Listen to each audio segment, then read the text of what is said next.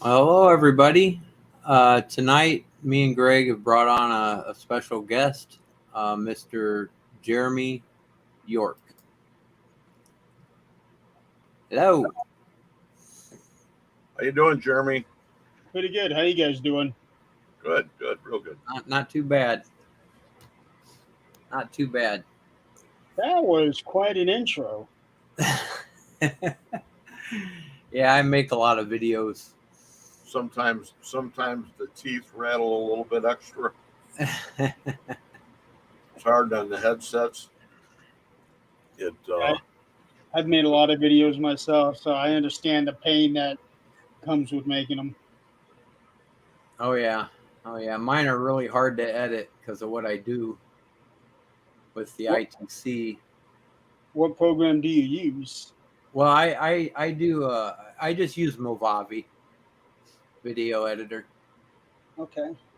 But when I make my videos, I'm into ITC, and my abilities are kind of strong, so I get a lot of communication. So when I edit my videos, there's somebody talking to me like every 5 seconds. So it's very hard to edit my videos.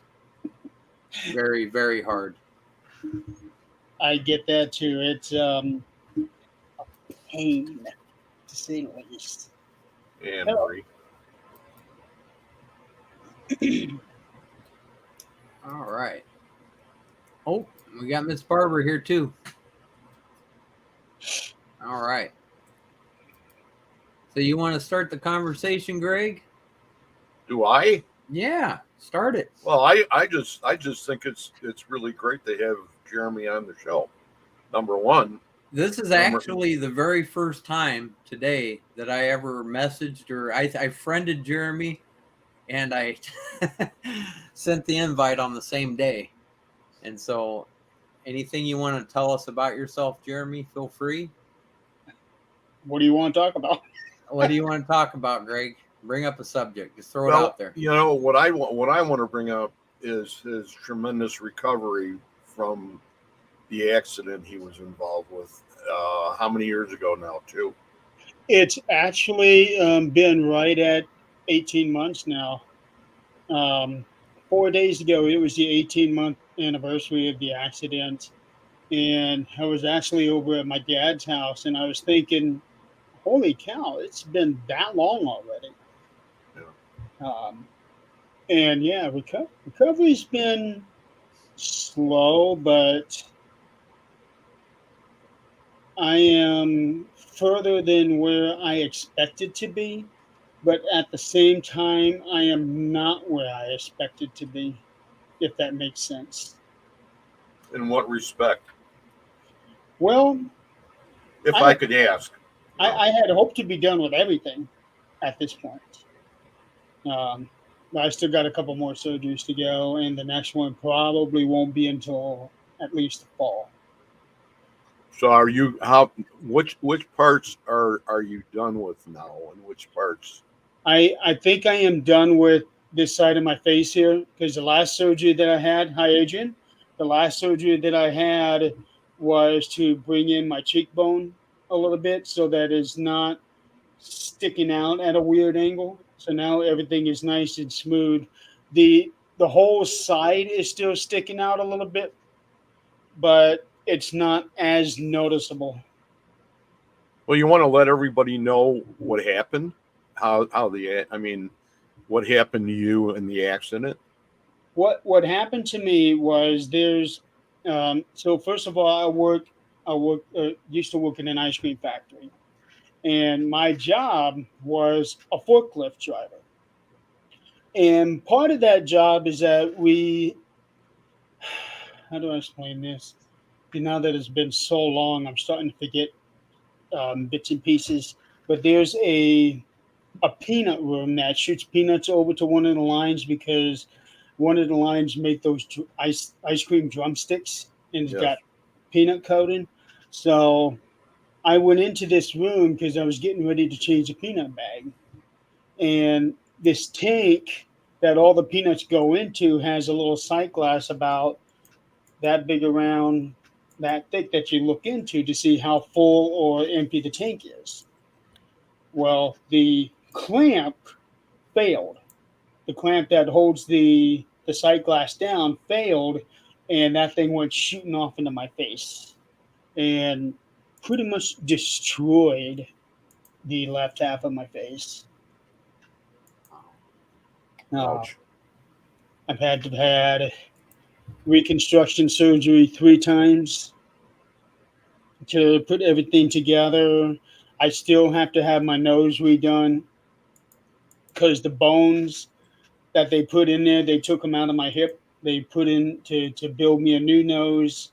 The bones are a little too thick, so I need to shave them down a little bit.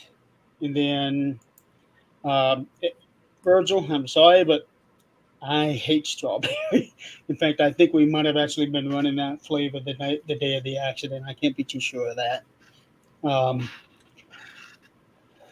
so the next surgery that I'm going to have is to file down the bones in my nose, and then after that, do some skin graft to fill out my nose because you can't tell it from the front, but when you look on the side, you can see like a big dip where the scars are at. Well, you could have been very easily killed. I should have been killed. Oh, Yeah, I'm not going to lie. I should have been killed. The way that the plexiglass hit me, the doctor said if it had been about 2 inches either way, it would have been it. It would have been wow. it. Yeah. That's really, that I never heard the whole story. And I'm sure that there's a lot of people in the audience that never heard exactly what had happened to you. They knew that you were in an accident, and most of them thought it was an automobile accident, including myself. A lot of people did wonder about that because when everything happened, the details were real fuzzy because nobody really knew um, until Tim Kohler.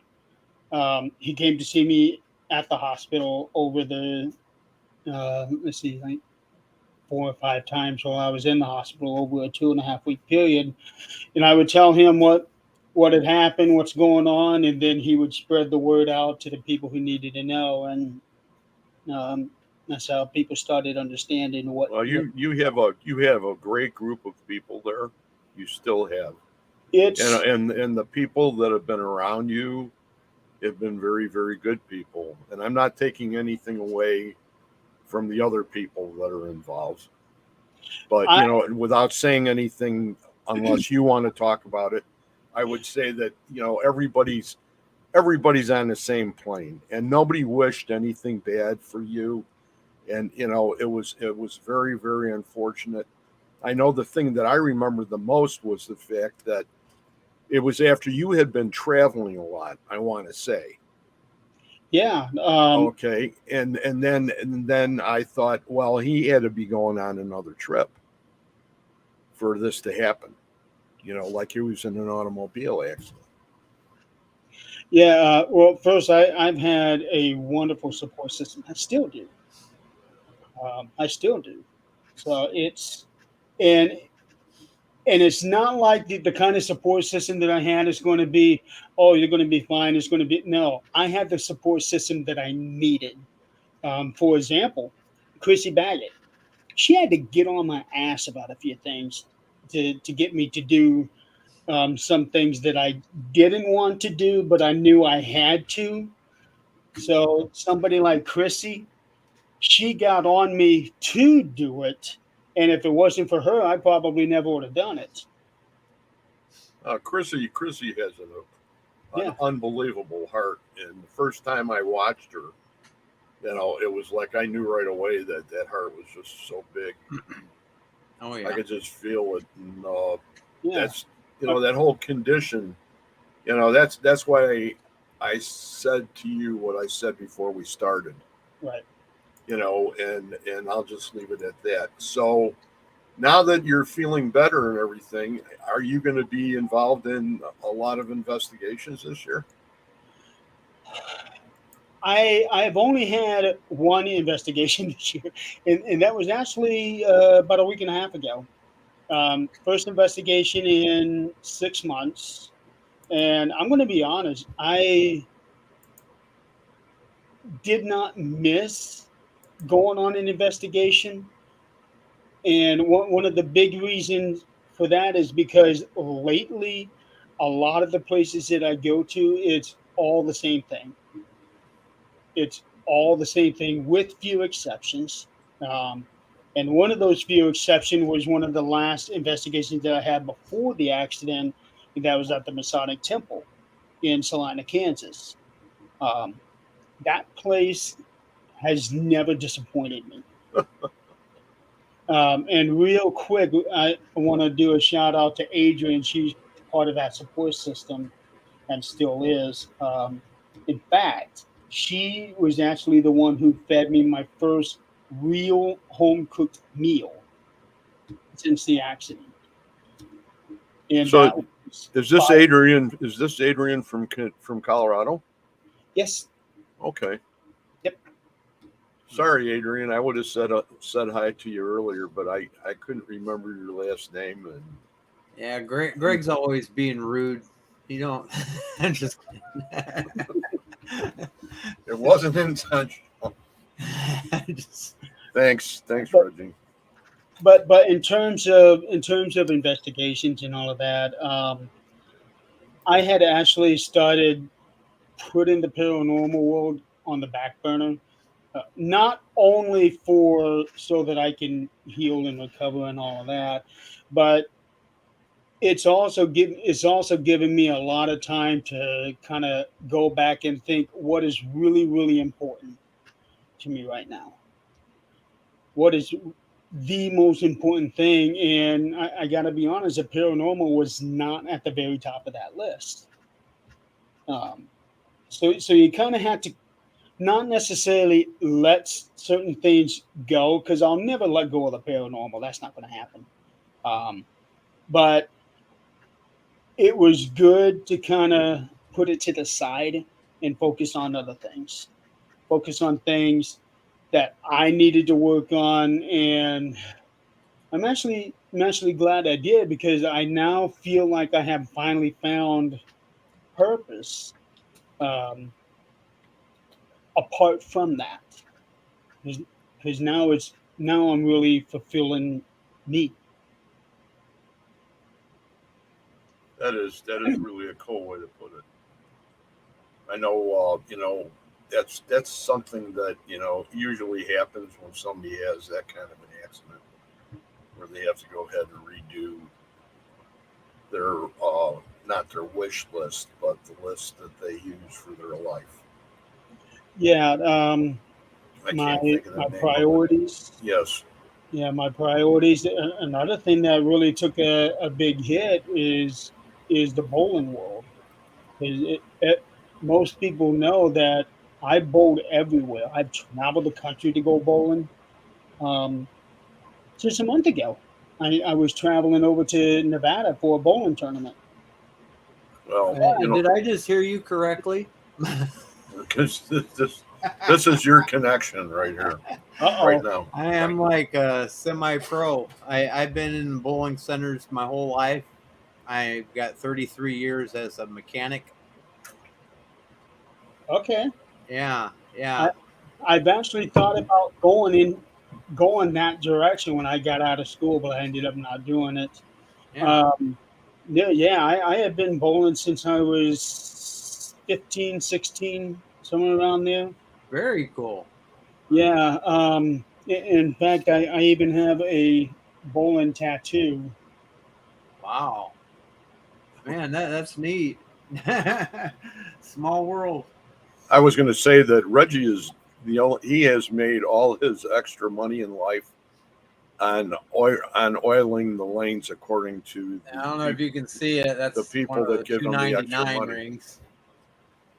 I Oh, right about there where I'm pointing. There's a shelf that has 300 rings, yeah. a 299 ring. Very cool. Very Yeah, cool. Yeah, I've got three myself. 300 good. rings. This is like old home week for Yeah, that's What's his kind of name? cool. Yeah, I actually got what's the word?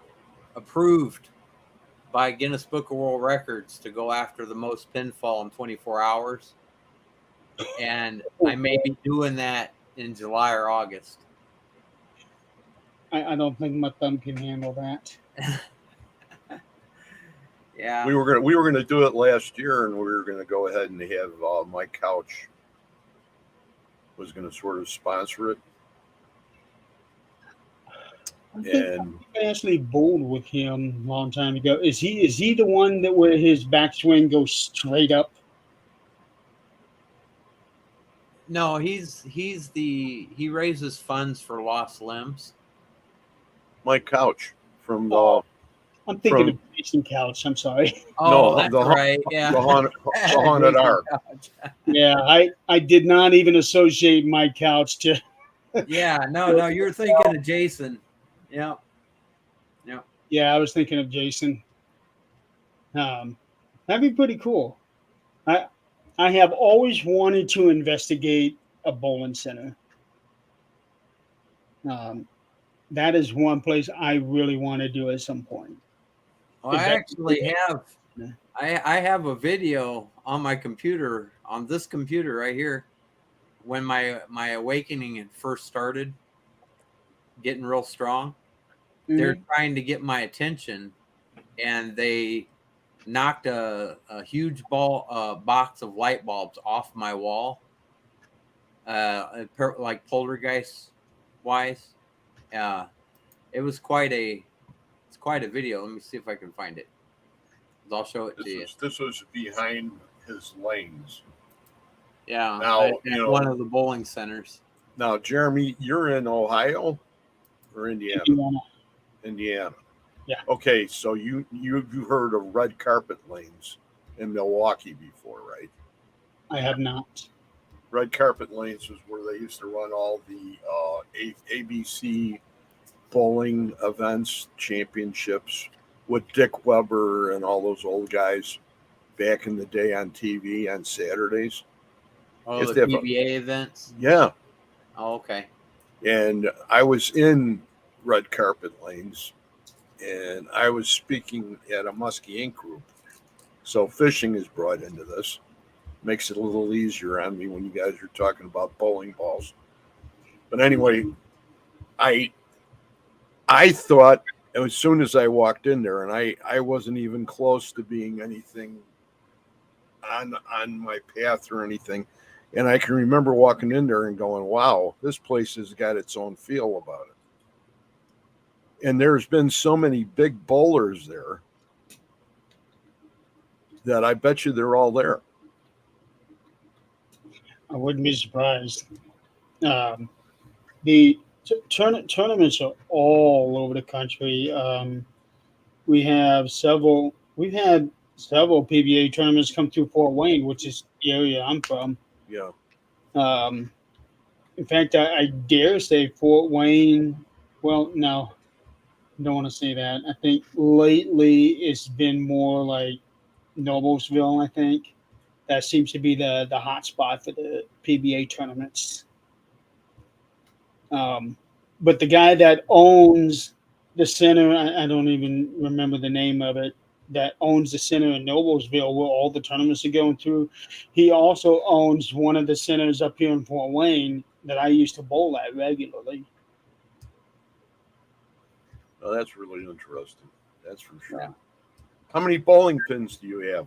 And you thought I was going to say bowling balls, but you have.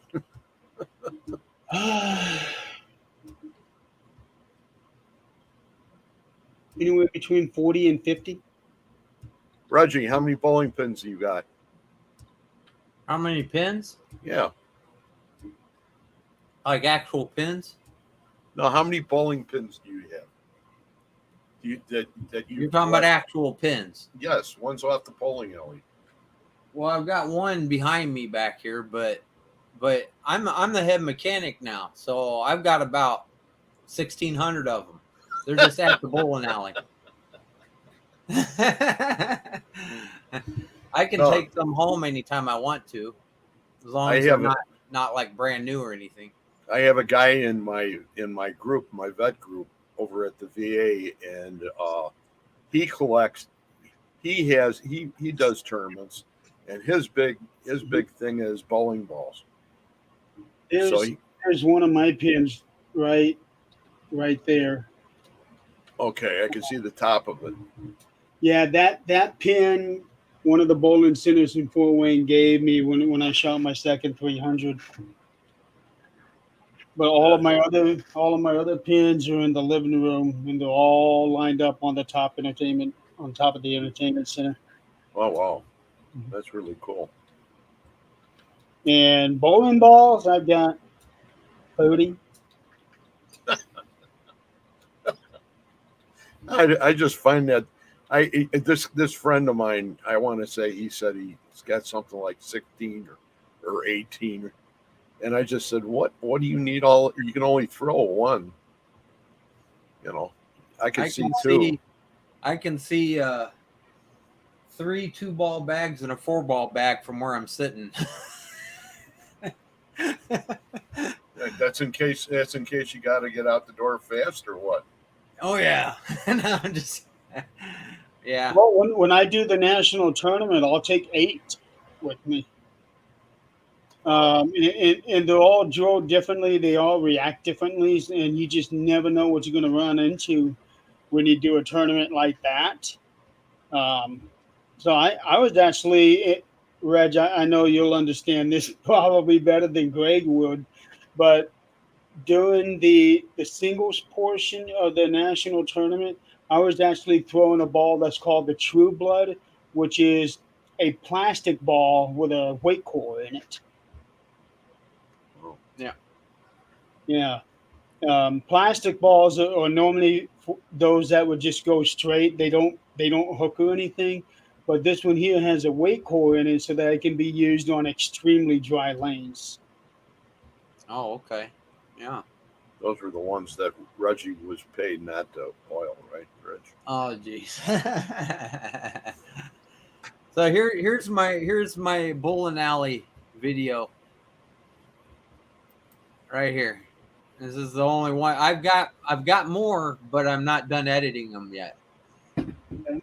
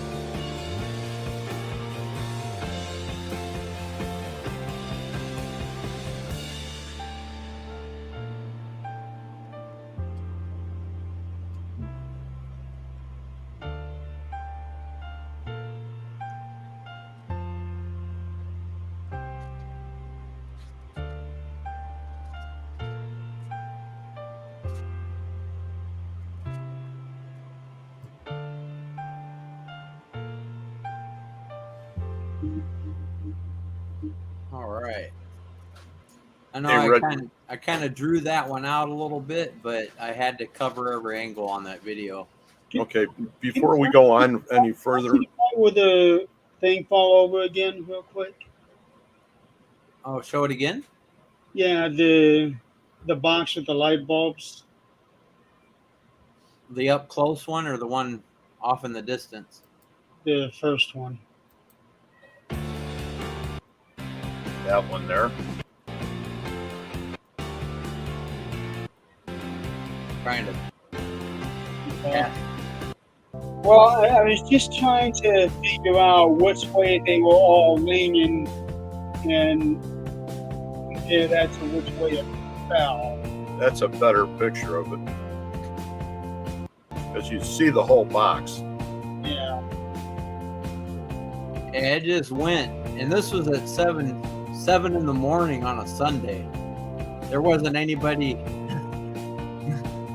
anywhere You're near. breaking an awful lot more light bulbs that way, Reggie. I think you just broke 100 of them. I didn't. I told him, I said, keep it coming, but quit breaking my stuff. I'm going to go ahead and mention some names here of the people that joined us so far. We have George Andexler, Barbara Woodbury Spear, Mary Ann Young, Andrea Clayton, Virgil Kane, and Andrea had a question a little later on that I'll bring up at the end here. Anne Marie Young, Barbara again, George, Kimmy Corpse,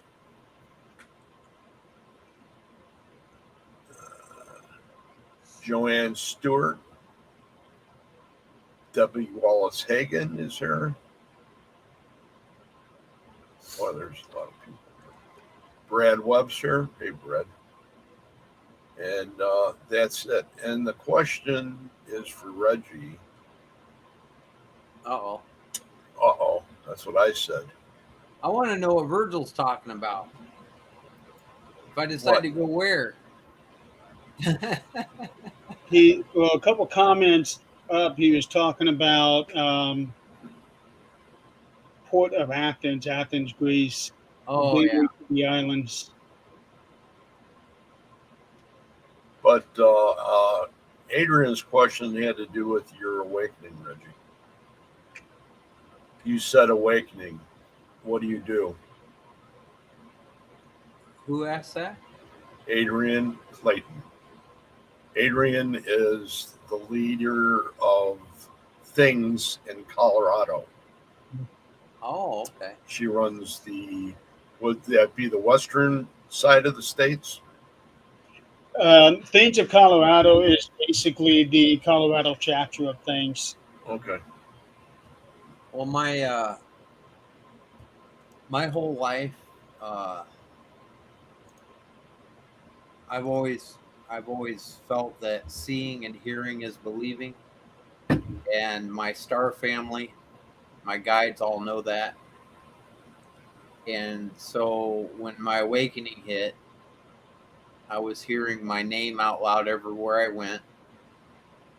They started talking to me through electronics, TVs, lights, you name it. Anything I could see, I was starting to spot UFOs all over the place.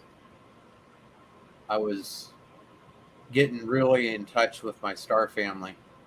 Well, my mom, when I was a little younger, got me involved in watching, like, I would watch ghost hunting shows a little bit before that.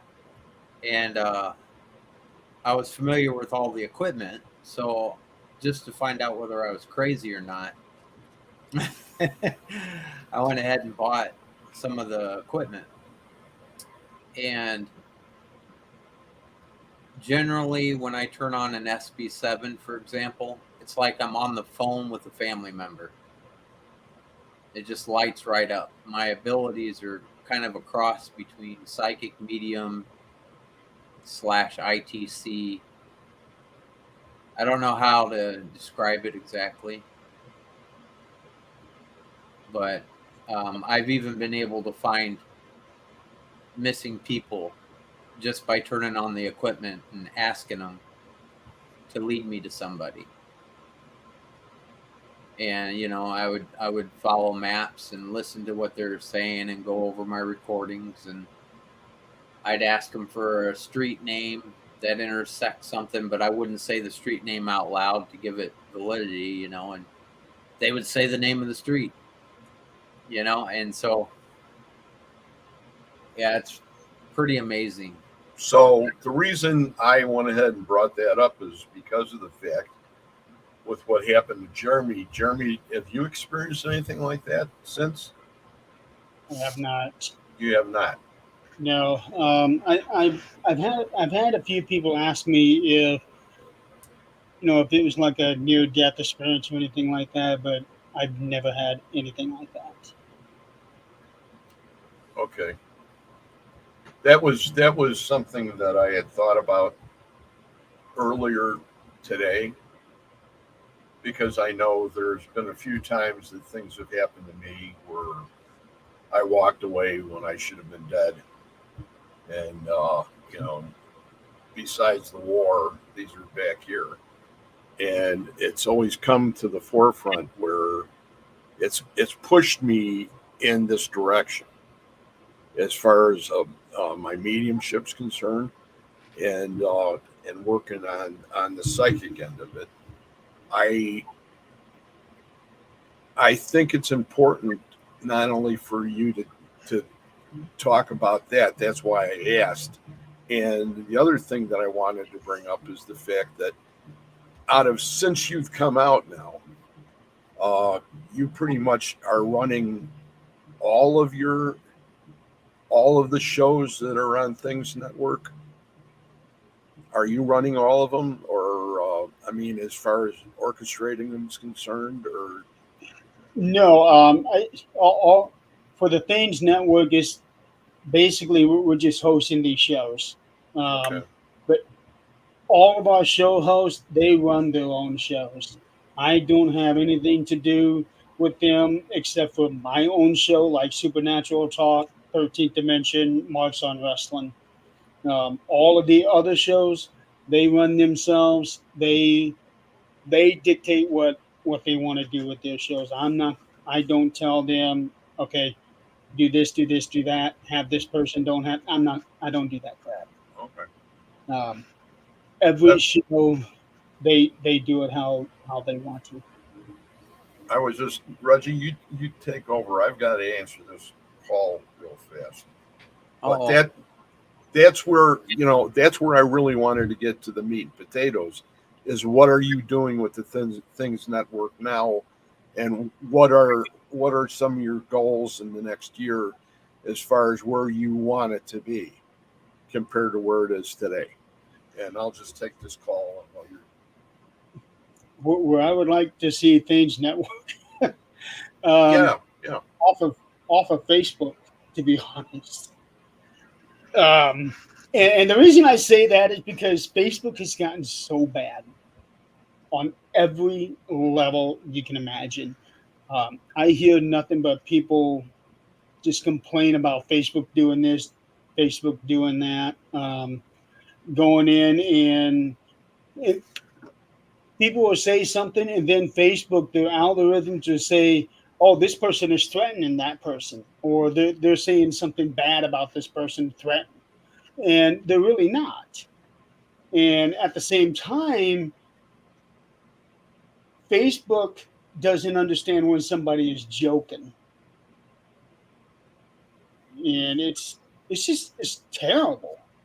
It's really terrible. So I got the network set up on not just Facebook, but we're also on YouTube. We're on Twitch. We're on Twitter. I'm working on getting them up for TikTok. I got it on LinkedIn, and some of our shows actually stream to some of them locations.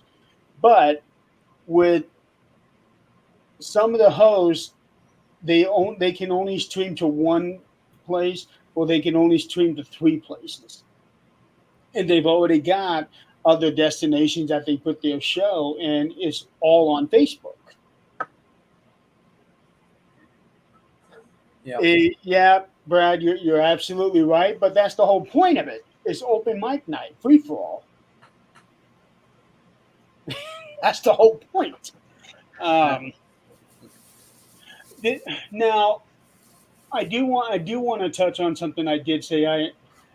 All the shows they do whatever they want, but there are certain guidelines. I don't want like anything offensive airing on the network. Yep. I don't want anything that would be threatening to somebody on the network, even though we threaten Brad all the time, but that's a different story. Um, we don't want anything that would be um, no nudity on the network. Oh man, you just had Yeah, to do that, didn't you? not me. Well, Greg, you gotta put your pants back on. Oh God. But there are certain guidelines where our show hosts do follow. There are certain things, but it's really all common sense. Don't do anything that's going to get your show thrown off of Facebook, or don't do anything that's going to get the entire network thrown off of Facebook. Right.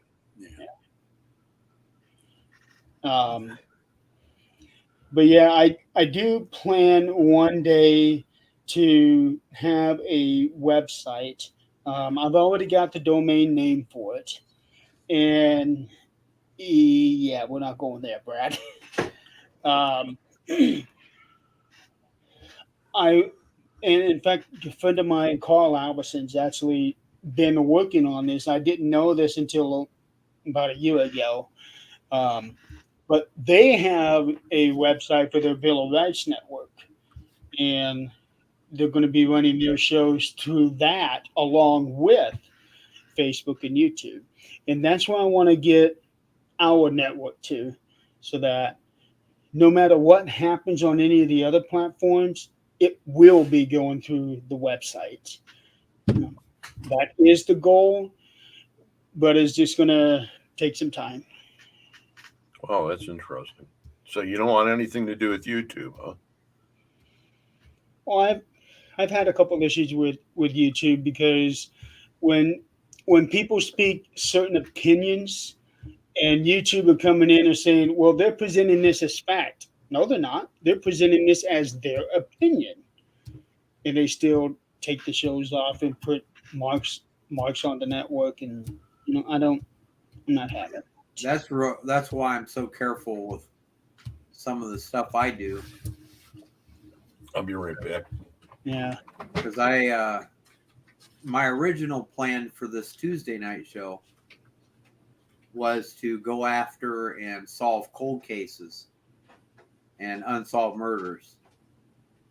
And if my guides are telling me something, I was worried about like the government coming after me or somebody, because they speak the truth.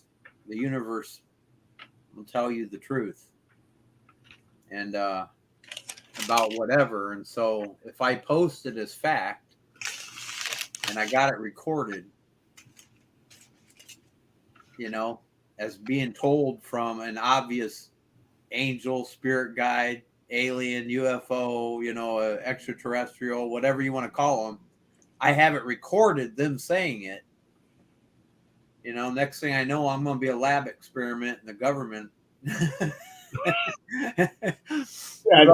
I'm not careful. And so, yeah, I've got a couple friends who are getting blacklisted all the time, black shadowed or whatever it is. Whenever they go live, the platforms won't push it because they're not liking the show, so they're not going to push it so that other people can see, oh, this person's live. Yeah. It's pretty unfortunate when it gets to that. But when you really think about it, there's a lot of people in society that don't want to know the truth, or they don't want the truth to be known. Yeah. And Yeah. man, it's sad, but at the same time, depending on certain things, is society ready to accept this truth or that truth? Right. Right. Um, and Well, society, I'm not like talking about exposing the secrets of the universe or the, you know, evolution or any, you know, alien and all that necessarily, but if I if I have my abilities 20 years ago, I could have probably located bin Laden in the first 20 minutes,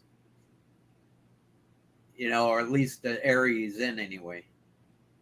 And so that's where I'm kind of concerned about how far I go with what I do behind closed doors.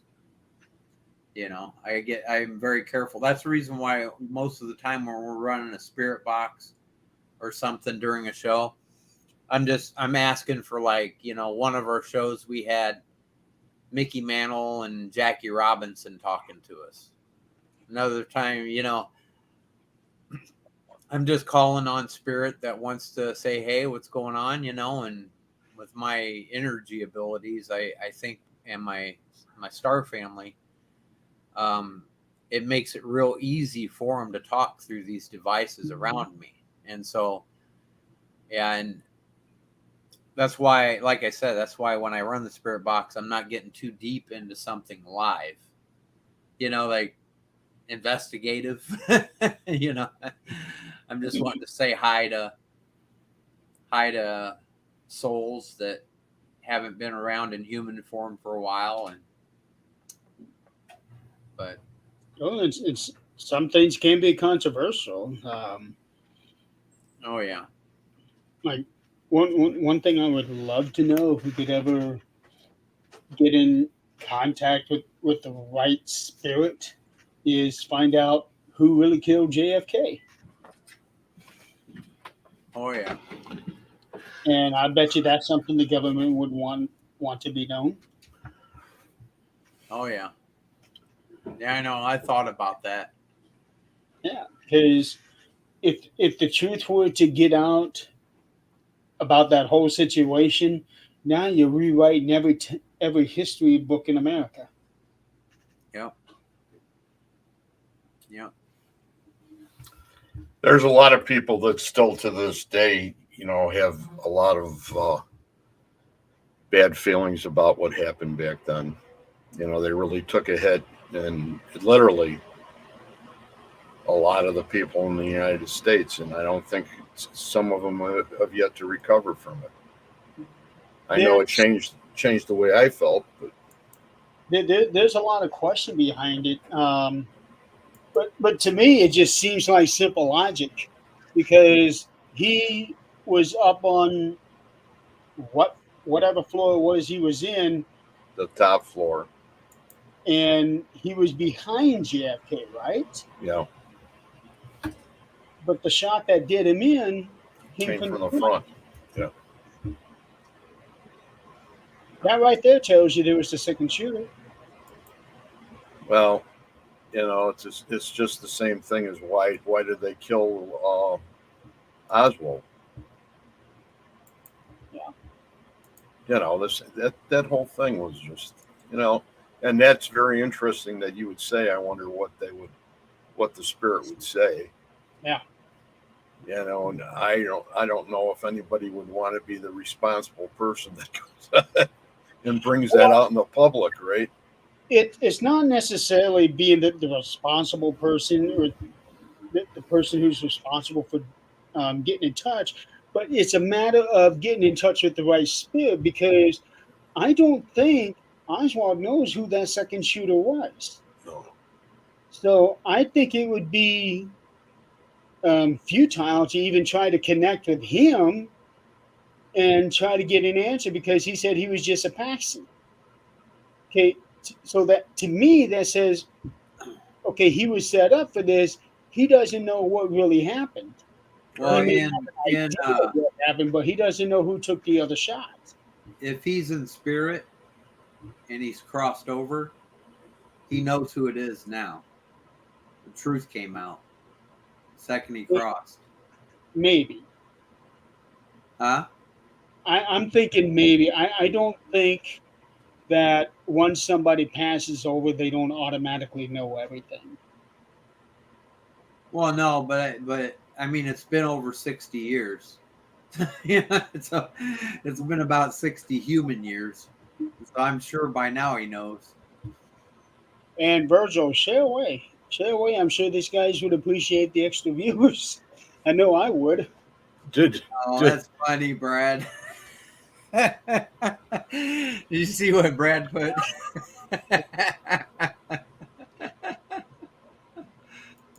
Yeah, that's a whole nother conversation.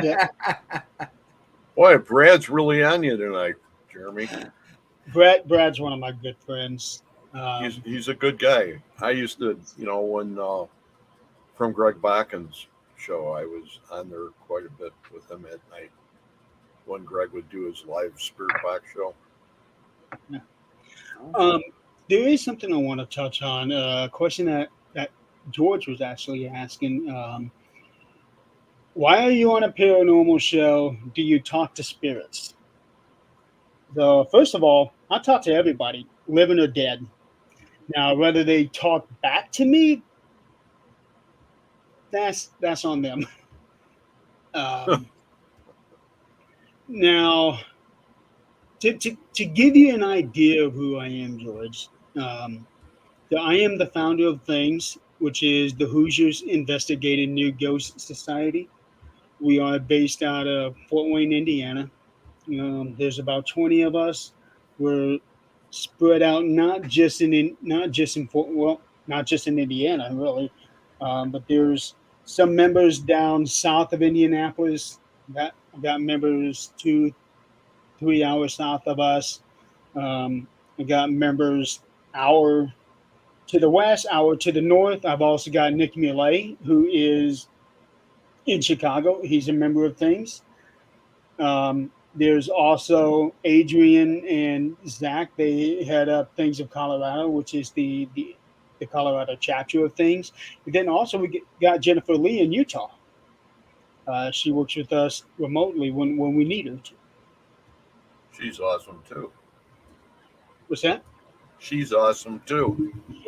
She is. In fact, she was one of those that I got to see on my trip out west. Oh, that's good. On the way to Nevada, I stopped and stayed with Adrian and Zach for 4 days. Then on the way back, I stopped and spent some time with Jennifer. That's great.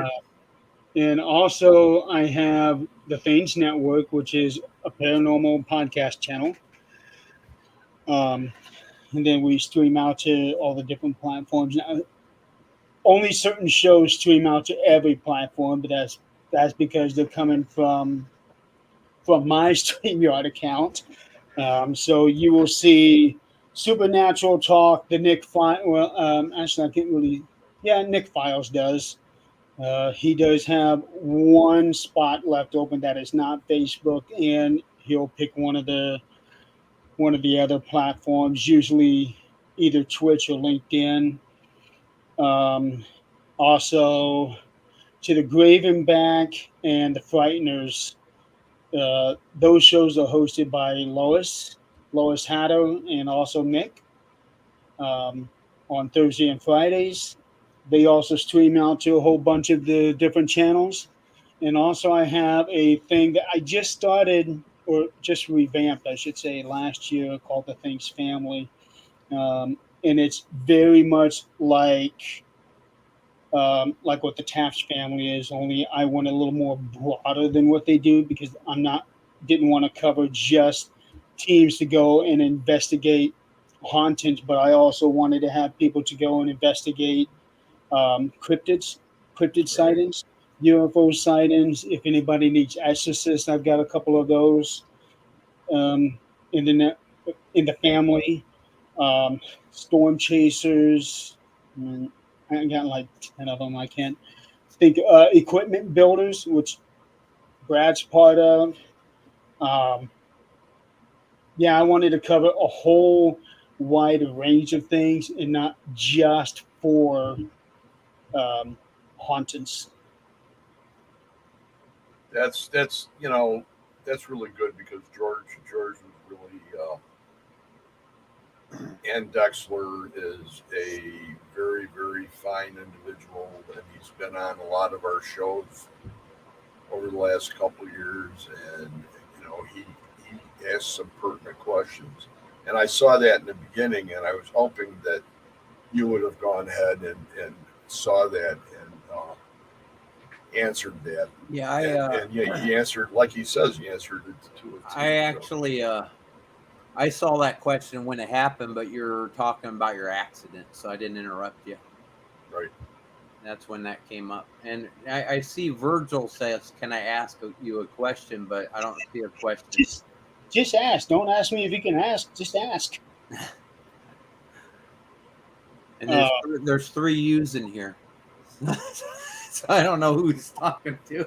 Oh, Virgil's got a book down here that he's actually written. Oh, Some believe the fairies to be spirits of the dead, while some believe them to be fallen angels. Though the exact provenance of fairies is unknown, the idea of fairies is very clear to the English folklore. Since centuries, fairies have been pointing,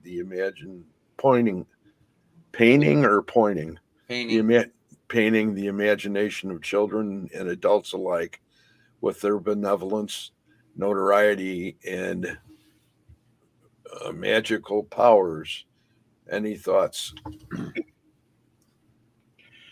I don't really know anything about fairies to even have an opinion, so I can't really say anything. Um, that's fairies are something that I never really actually looked into, so I don't have I, anything to say about them. I saw a movie probably maybe 20 years ago now that dealt with an individual back in the day that had one of those wooden box cameras. And this was an English movie, and it had two little girls. And he found out that these two little girls supposedly had fairies in their backyard. So the whole idea, and it was uh, shooting fairies or whatever you want to call it. I think it was the name of it, but it was like almost like it wasn't a straight movie. It was one of those what do they call them? Documentaries. No, where it's a small theater where they filmed all those. There's a word for it. Well, forget it. But anyway, that was the thing that had caught me. I never thought about anything ever since then about it until like about 2 years ago when somebody was talking about fairies, and I thought about this. And this guy took pictures with this box camera, and they were in the tree, Yeah. and you can see him plain as day.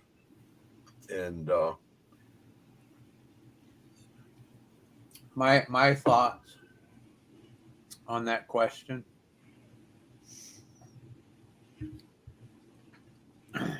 The universe is huge, and anything at all that has ever had a story written about any cryptid, every single being can be manifested. And so I know they're real. Everything's real. I tease once in a while that I'm gonna manifest and get a picture of a unicorn. But I am positive. I know the Bigfoot people are real. I know the rake is real, Mothman's real. All of them are real. Everything's real.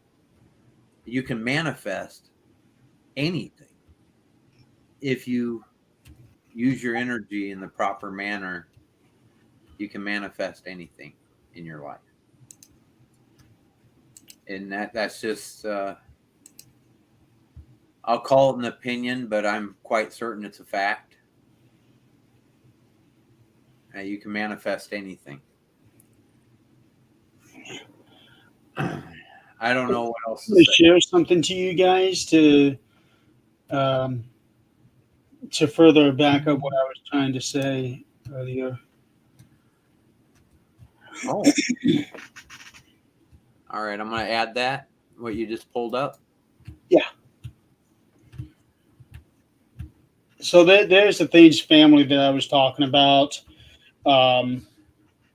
It's got the different, I like the cryptids, the exorcists, hauntings.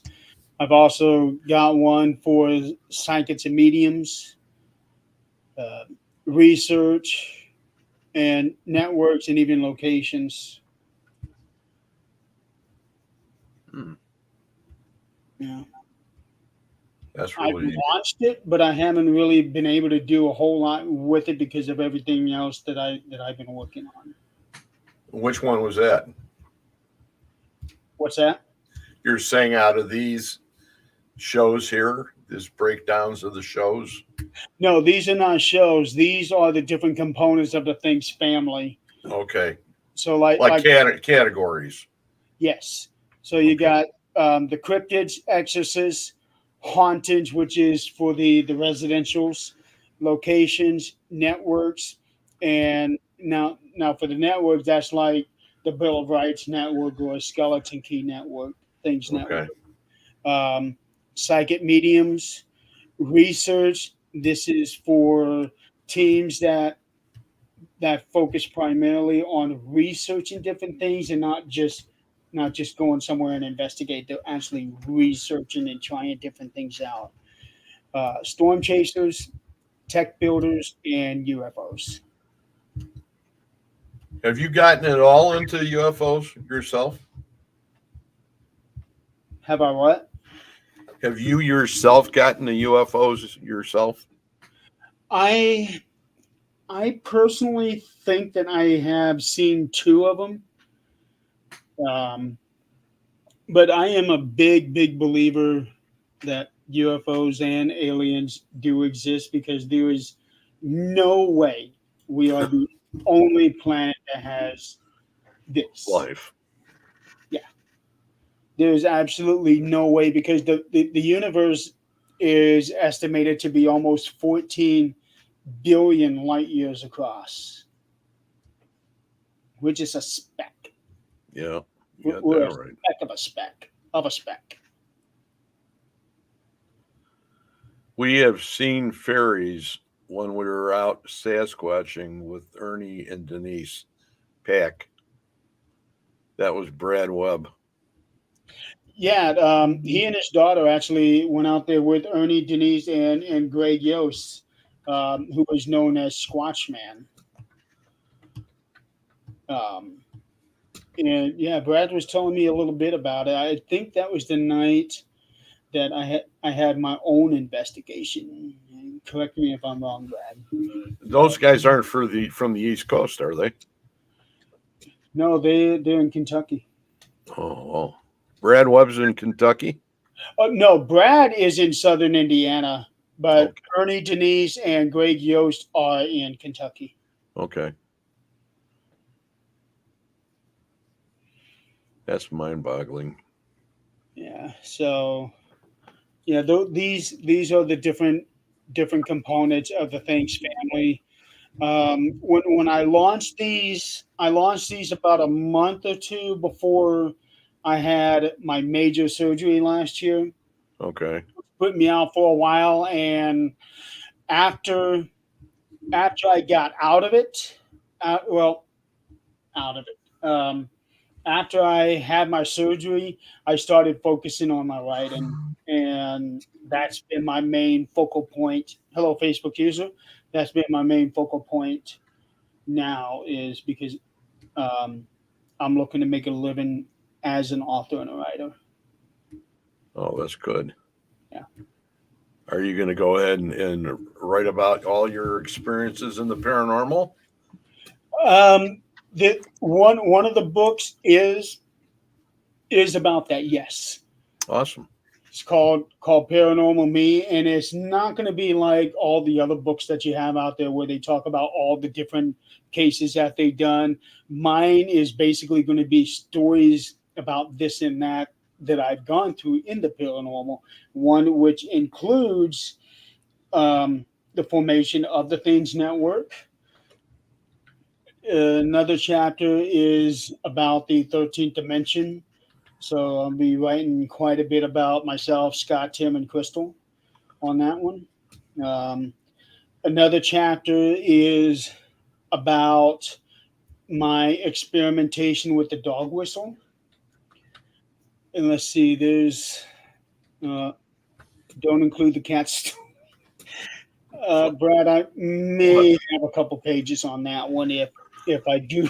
I don't think I could do a full chapter. I don't know. I don't know if you paid him or not to come on here with all these questions. I Jeremy. don't. Get a refund. Here, this is, as long as you brought that up, there's one right there that I carry around in my pocket.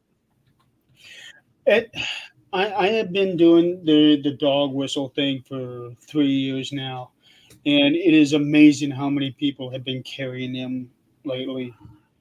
Um, I have never heard of a single person doing anything with the dog whistle, at least in terms of communications.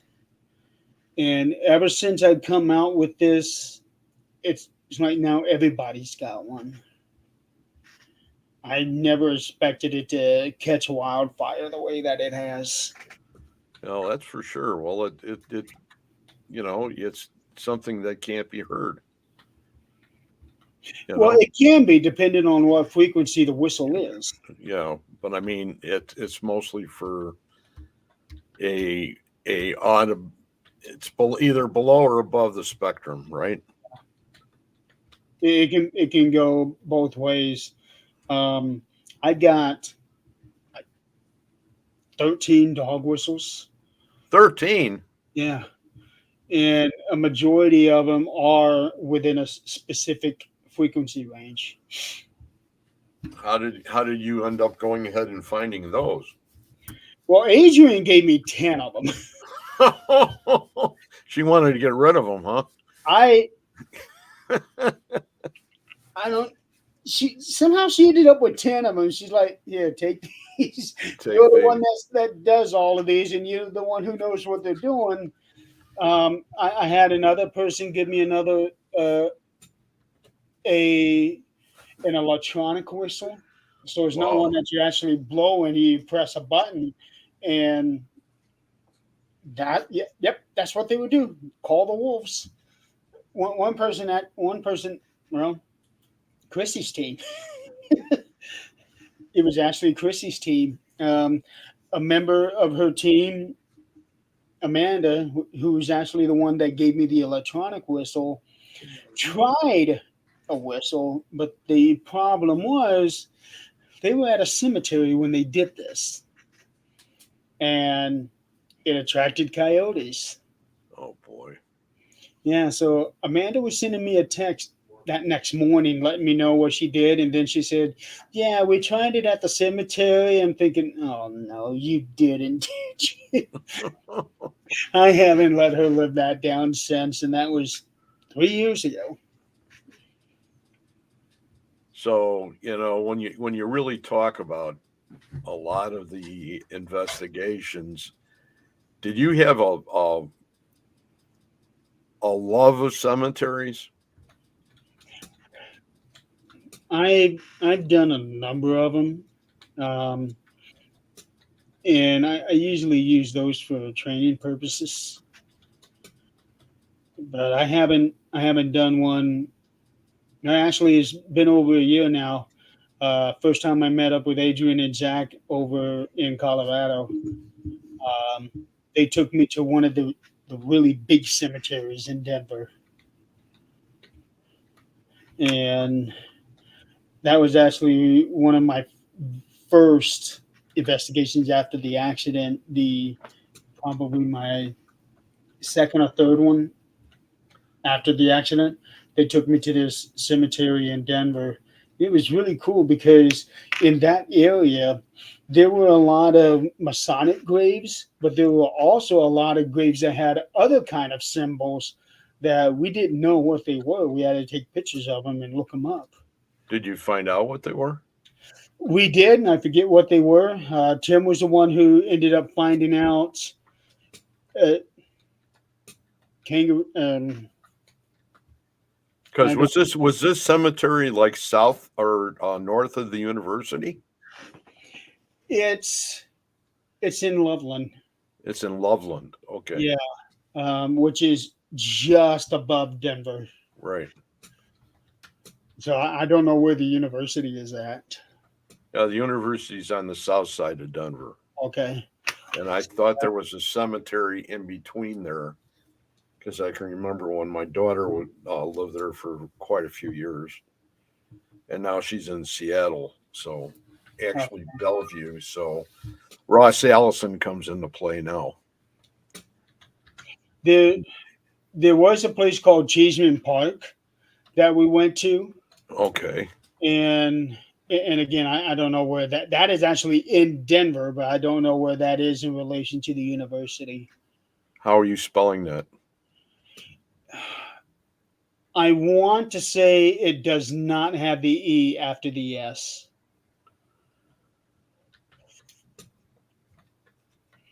And It's been a while. you didn't want to think about the kangaroo. Huh? Whoever Facebook user is better not use a dog whistle, maybe attract kangaroos. So there's a handful of people I can think of in in Australia. And I'm pretty sure that's where this person's from. There's Anne, Renata, Nikki. Um, Who is the Facebook user? yeah, I'm trying to think. Well, before the goat was on here. Yeah, that's Jeff, Yeah. but I don't know if that's the same person. No, I don't think so. There's Well, like three different ones now. yeah. Well, where all are you guys streaming to? Who? What? It's With this it's show? in a group. I can tell you that it's in a group. It's not on a page. It's in a group.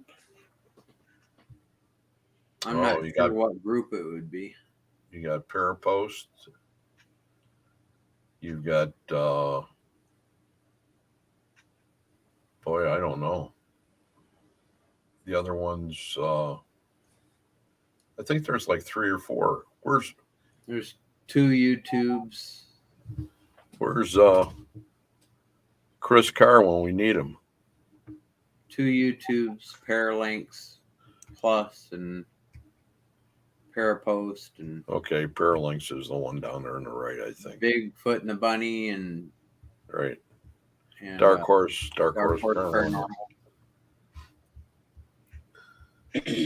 That's funny, Brad. Brad jokes a lot.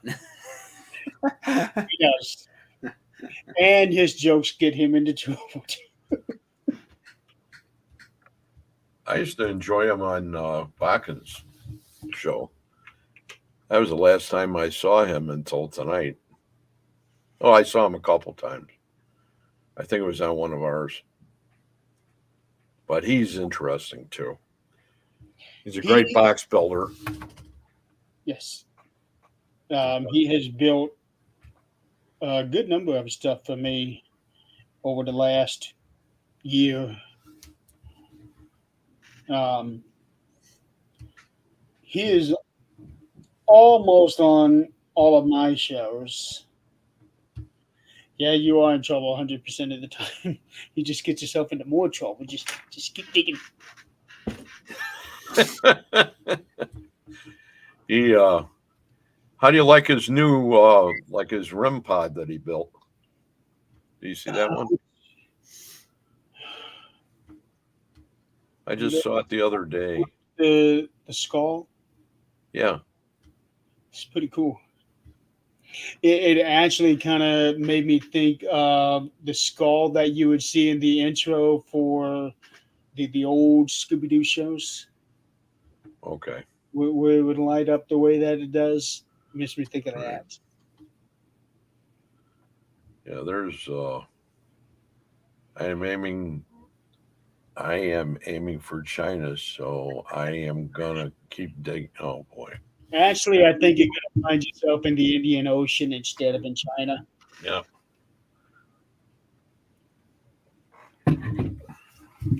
So how's your family doing? Doing good.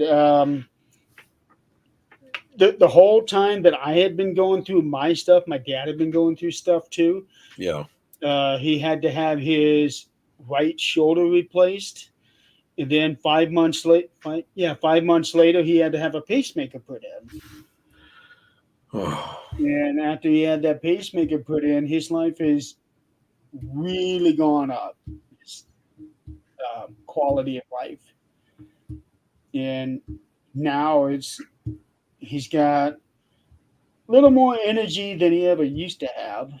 Uh, Still not a whole lot. There's still only so much that he can do, but he's able to do quite a bit more than what he used to be able to do. But he put me through quite a scare, especially when the pacemaker thing came up. I thought he was about gone. He almost was. Hi, Chantel. Um, but ever since the pacemaker got put in, he's been doing much better. And my daughter's home now. She was oh, in. We had her back now for 6 months. oh, that's awesome. She was in respite care for the whole time because I couldn't care for her. Dad couldn't care for her, so she had to go into a facility for about a year. And then every so often, we would go visit her, or one of us would go visit her, um, depending on how we were doing. So like when I had my surgeries, I couldn't be anywhere near her for at least six weeks.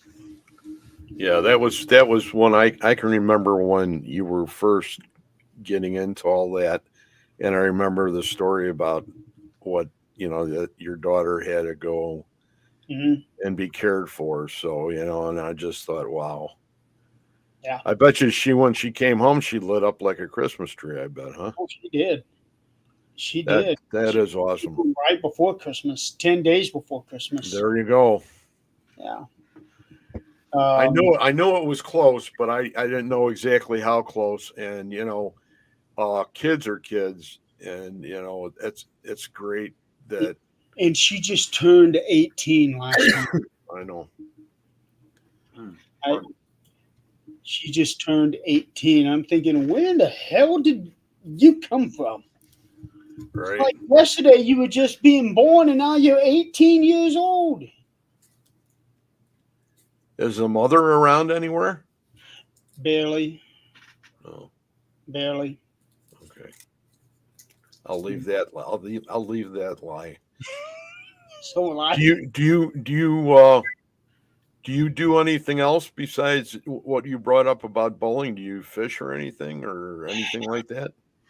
well, I'm a writer, so Yes. I work on short stories and books and also song lyrics. Um, since so far this year, uh, 7 months to be exact, I have written 13 short stories, Wow. two novels. I'm working on another novel. Um, and I am hoping that by the end of the year, I'll be able to submit one of those novels in for publication and see where that leads. So this Facebook user is from Australia. Okay, now that one I can find out who that one is. I'm trying to think. That is Kelly Druce. There you go. Yeah, the reason I know that I can find out who she was is because of that double link on her name. Those that I don't know if you guys can see it on your end, but on my end, the ones with the double links, those are actually commenting on where I'm streaming the show to. Wow. Oh, So this Facebook user I can actually identify. The other ones I can't, unfortunately. I wonder if she knows Johnny from Australia and New Zealand. She's a friend of ours. Maybe. And then there's another lady that was on the other network that was from Australia too. Of course, I got about 3 brain farts in a row here going, so Lord only knows where I'm at next. But yeah, nothing that you don't. Do you do any gardening or anything like that, or anything like that? That No, you don't want me anywhere near gardening. really I will kill it all. I will kill a vegetable or anything that needs to be planted. It will not survive. Yeah, I know Yeah. since my back went out, my wife retired, and now she is keeper of the garden. I've retired. Keeper of the yard, keeper of the garden. Can't stop her. She's like a machine. Some Which is some good. some people, they got those green thumbs where they can just get right into it and it'll look wonderful. If I tried it, it's going to look like a thing from hell. I you see, I still, for about almost 20 years now, I did all garlic in all these different varieties. So I always kept everybody interested that way. And everybody said, vampires, you're gonna get bit by a vampire. It's like, no, no, no. I think Reggie flipped out when he saw the lady up above about Earthlings, was it, Reggie? no, I didn't flip out. That's the way I feel too. No, but I mean, what did she say? Greeting, Earthlings. Yeah, Chantel Rodman. that's the way I feel. Do you know her? I Jeremy? do. I do. Chantel's a good friend. She's actually from South Africa. Oh wow. Yeah. Is she in the Warren Legacy Foundation? No. No. No. That just I was just looking at the picture and it says she looks very familiar, excuse me, from Yeah. No. I've known Chantel for a couple of years. She actually works with horses. oh wow. Yeah. In fact, when I was going through the worst part of my healing, she was telling me that if I went out and found like a horse ranch or a horse farm, something like that, and connect to the horse and ride with it, it might actually help me um, with my healing. Yes. So, yes, Chantel, I am talking about you. And yeah, it is really late or early for her, but I'm glad you Shan- stopped by. it's wonderful having you on, Chantel. That's for sure. Even though you're on the other side of the world. What do you mean, even though? Oh, we'd want to get her here one way or the other, wouldn't we? We're like a grain of sand in this universe. We're all on the same sand, piece Yep. of sand. But she's actually from that side of the planet and she loves horses. So Well, she is on that side and on the bottom of the planet. right. I got real close to going there when I was overseas, but I went to Hong Kong instead. I didn't want to fly that far. I already flew too many times. So, boy, oh boy, I don't know what else we can cover, Jeremy. Is there anything you want to talk about? I've been talking myself too much, and you haven't been talking enough. which is it's really a rotten way to look at it. I just stay quiet a lot of the time and let Greg ask questions. Reggie just So lets I me can stick my nose out to get run over. So I can get. Well, where's Nick at? I thought Nicholas was going to come on. Nick. Oh, he's probably still doing his. Oh, is he still? Thing. I was. There's Carl. Elberson's on. Hey, Carl. Carl's a great guy. He's the one that I was talking about with the website and the Bill of Rights Network. Yes, sir. He was the one that was telling me a year ago what he was doing with that website, which is what I'm looking to do for Things Network, just not anywhere near to being able to do something like that. The reason I know Carl is because he had Brandon Cooper for a while. I know that. Brandon Cooper is a shaman.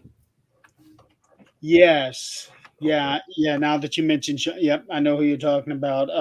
South Carolina. He did a Sunday night show. Yes, he still does. Okay. Yeah, Sunday night show. I was talking to Nick. He said he's not sure if he can come on, but at the very least, possibly come on in the last half hour. Okay. And I told him, all right. If not, don't worry about it. Yeah, we're almost at the half hour mark now, aren't we? 8:30 for you guys. Yeah. There's a lady that I ran into that maybe would be very interesting for you to cover on your network a little bit. And I don't know if you have or not, but that's Mary Lynn Bast.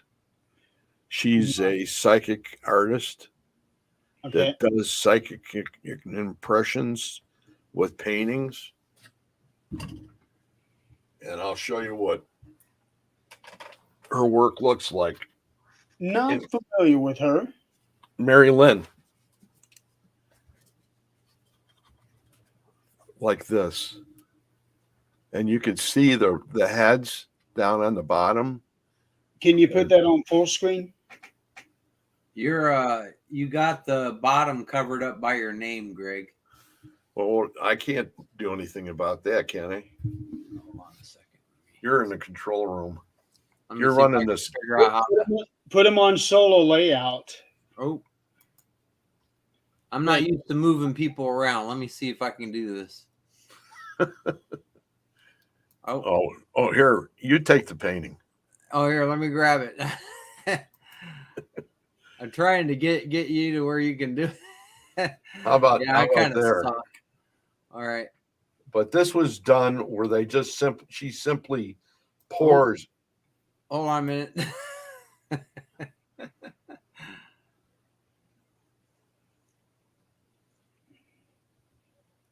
Okay, and I can see the shadow of the person. I'm guessing that person is the focal. You can see all the heads on the bottom.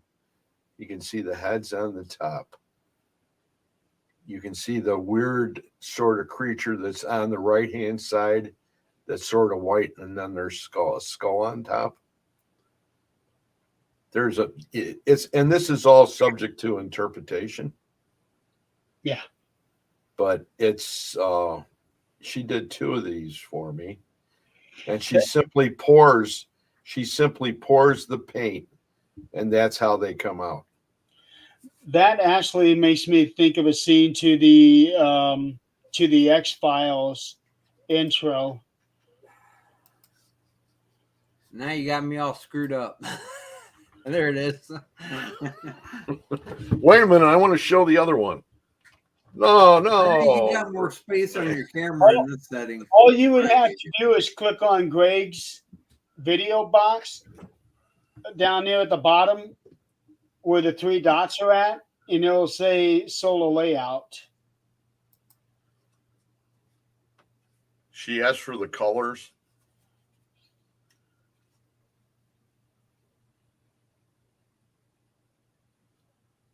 Did you click on it yet? I think Reggie's afraid he's gonna shoot me out of the spaceship. I'm looking. I don't see nothing. You see the head up there in the upper corner? Ah, There you go. there it is. Look at that character on the right. With it has almost the Inca Aztec type space head. The Your right or our right? the head on the right. This side. Yes, the head on that. Yeah, It, the head. it's funny because I have vinyl flooring in my bathroom, and it's one of those where it looks like the stone tiles that they would have had back in the medieval times. Yeah.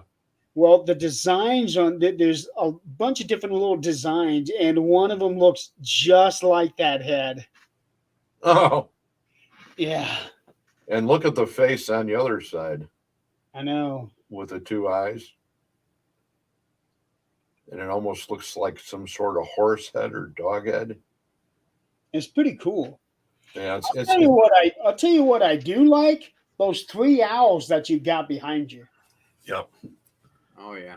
Those have been with me for quite some time. That's boy,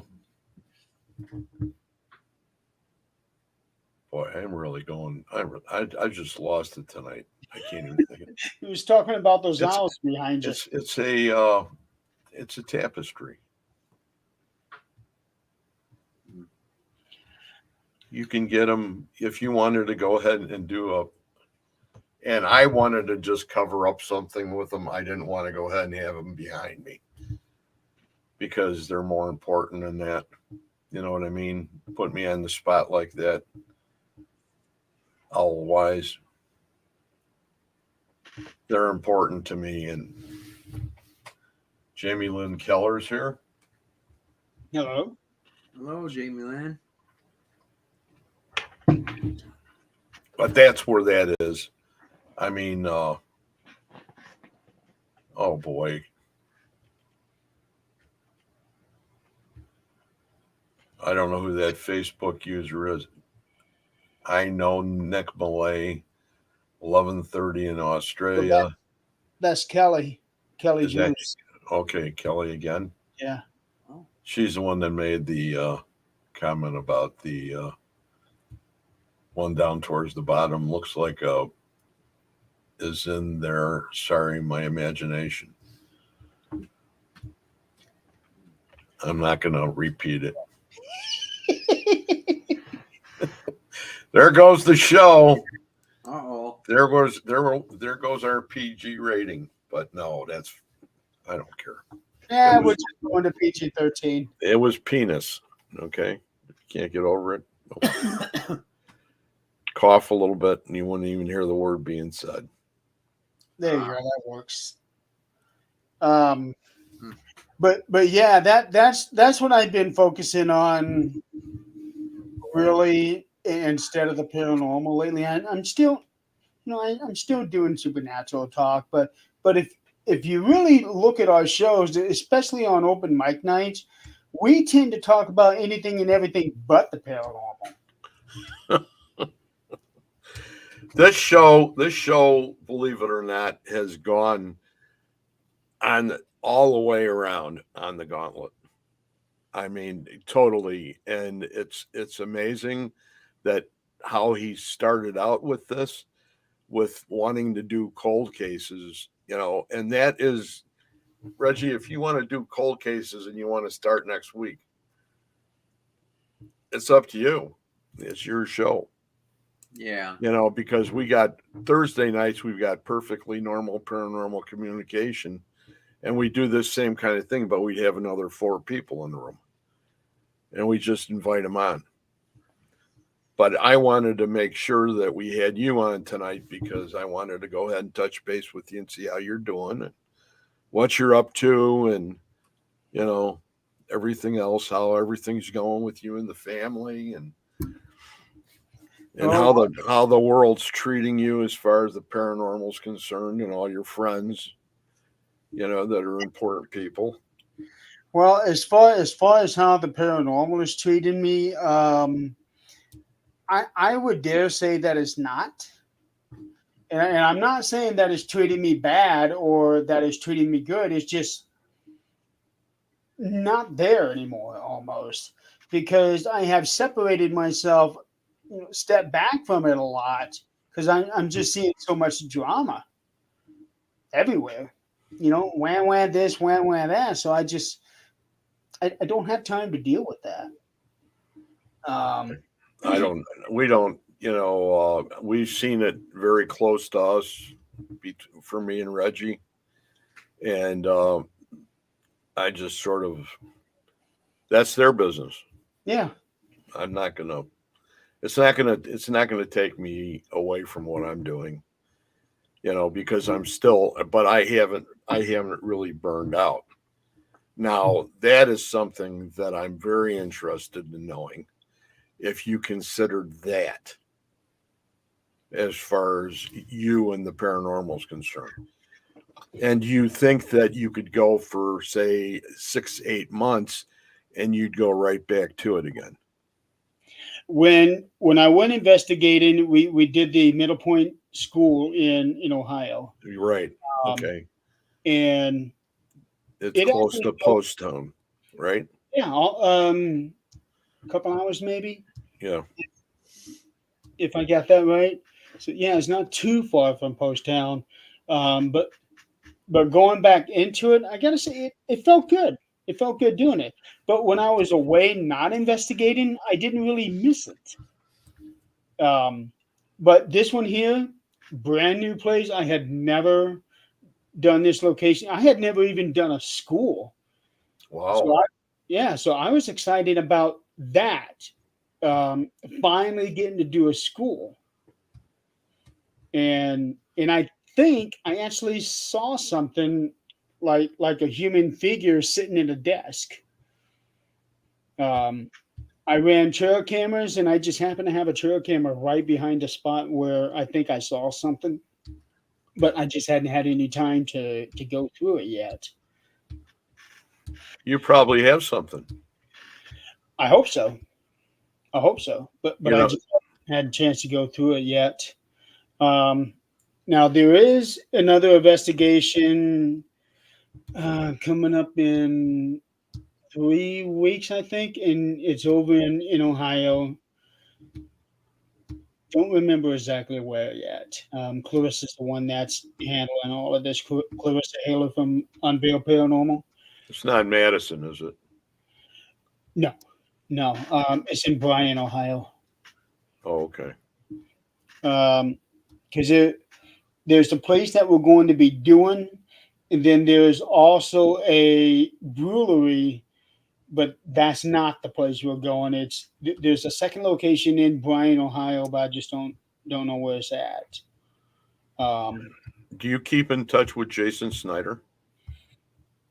I don't. I haven't talked to him since the Hannah House convention back in August. And And were you there the City. last year? Were you there last? Oh, you weren't there last year then. Last year I was. You were? Yeah, Okay. it's the first time I've ever been to Hannah House. And where our tables were set up is right there up against the back door, where they had the line of tours coming in. And Right, exactly.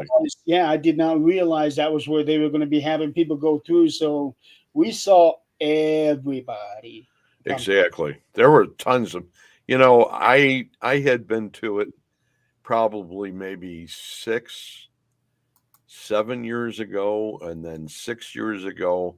Then I missed a year, and then there was one more year that I was there, and then I haven't been back. And then I was there. We got a private investigation. We won one at one of the last events, and we were there for an overnight. And I thought everything would break loose in there, but nothing happened. And I was sort of disappointed because I was really looking forward to really going ahead and seeing some things there. Yeah. I know that when you brought up the school, though, that puts a whole different element into the paranormal experience as far as now you're bringing in kids. Hmm. Yep. And for that reason alone, I brought a couple toys with me. Um, One is a ball that has an outer shell to it that's got beads in it. So when it rolls, it's going to make a lot of noise. But it did not roll. Um, and yes, Jamie, Father John's Brewery. I was actually supposed to go investigate there back in April, but I ended up getting sick that weekend, so I couldn't go. But there is a second location which is right near that brewery that we are going to next month. And for the life of me, I can't think of what it is. It's a part of that underground network thing. Oh, and Jamie Lee also. Jamie Lynn. I'm stuck in a work shift on the 1st, so you'll see Greg, but not me. That's probably pretty disappointing to her if she can't see you, Reggie. Yeah, I really wanted to go, but I wasn't sure when it was, and it was the day after. The guy that works for me or whatever said that he's going to be out of town on the 1st.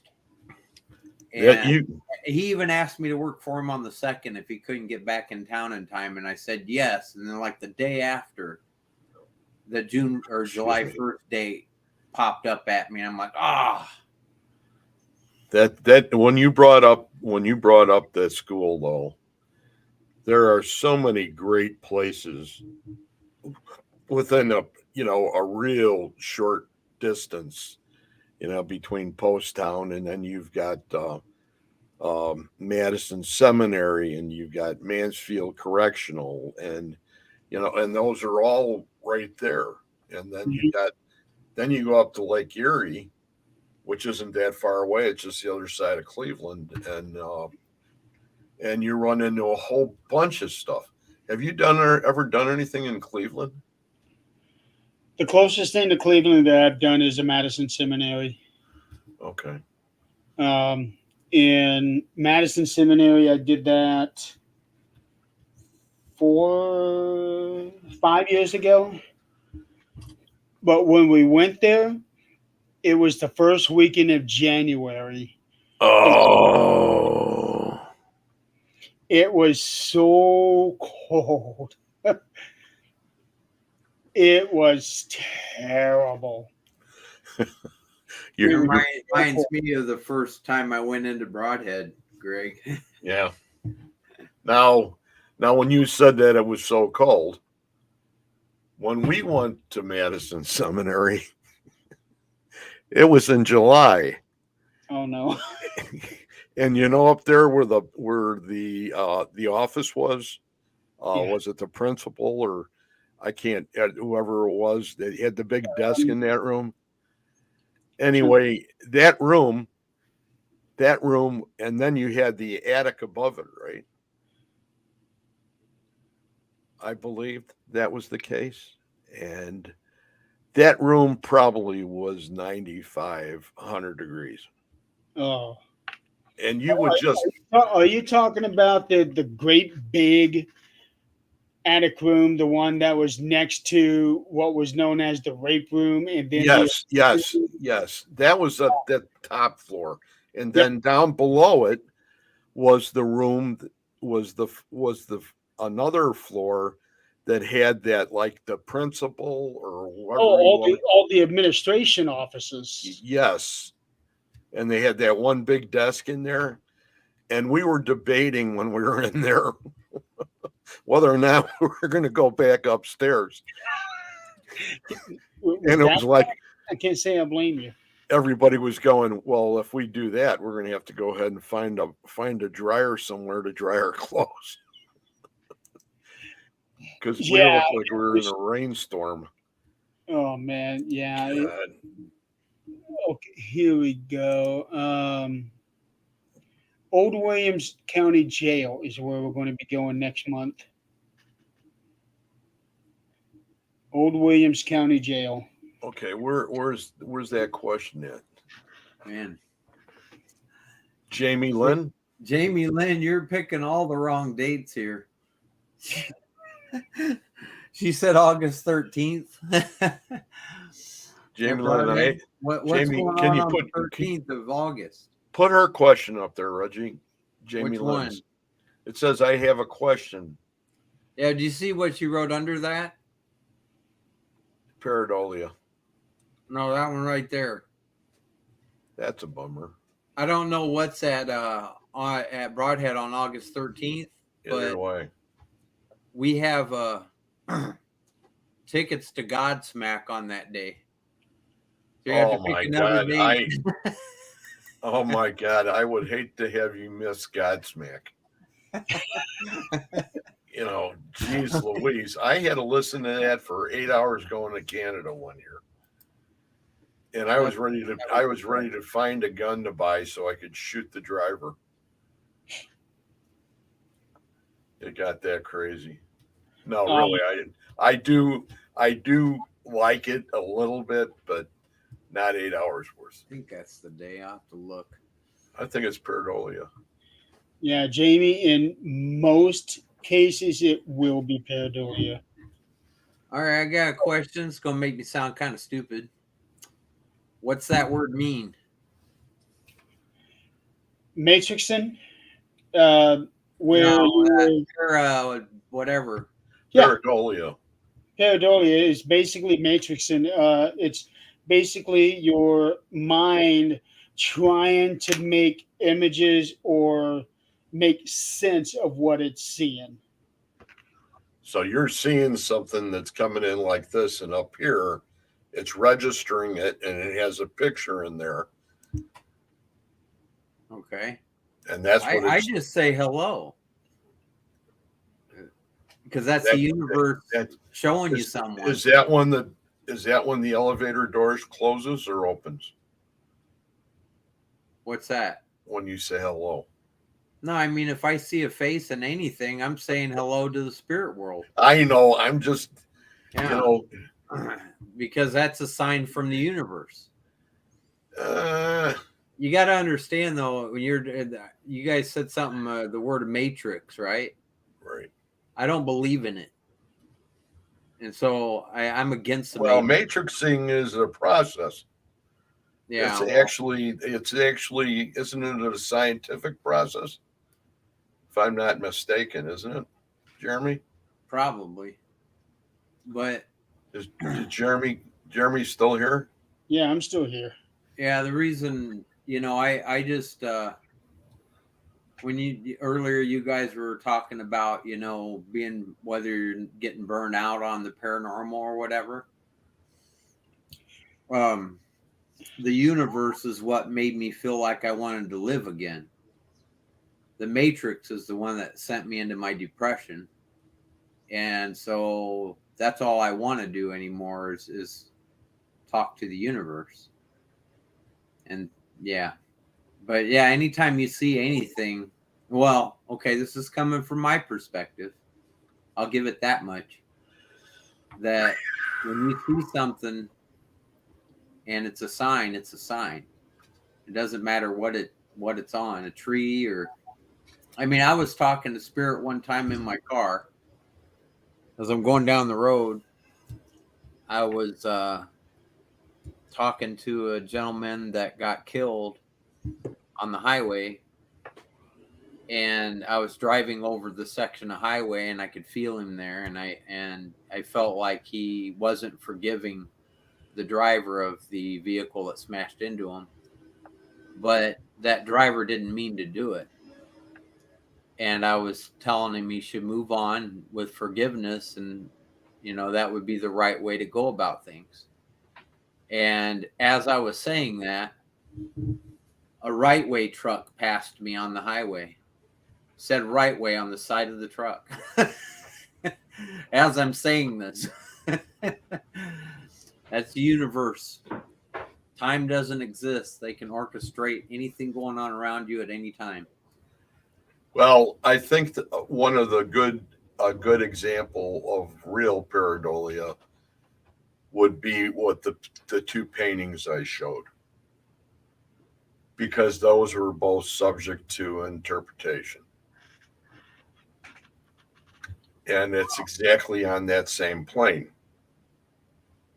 Yeah, kind of, but they came from somebody that was painting That him. was painting him, giving psychic impressions Right. of me. So those faces are there for a reason. Yes, like they're behind me. Yeah. If I try to do that again, my arm might fall off, so I'm not going to do that.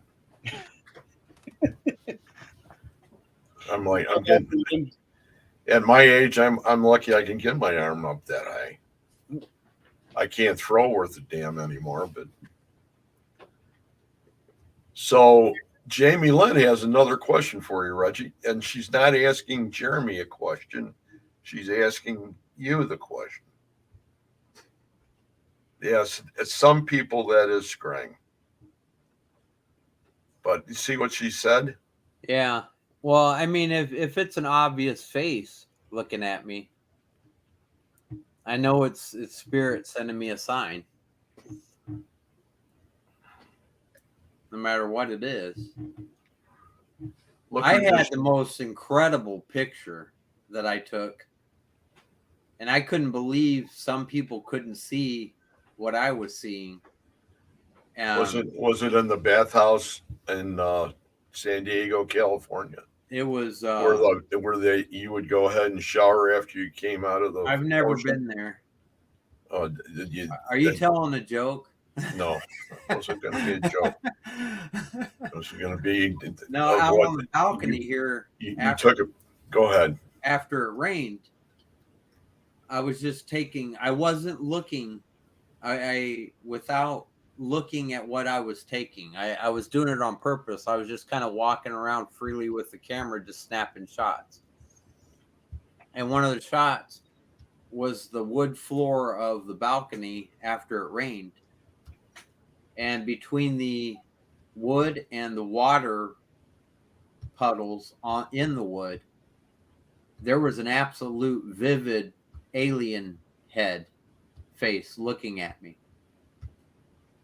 And I'm a starseed, and so as soon as I saw that picture, I about dropped, man, because it looked like I took a picture of an alien, but it was in the wood and rainwater of the deck.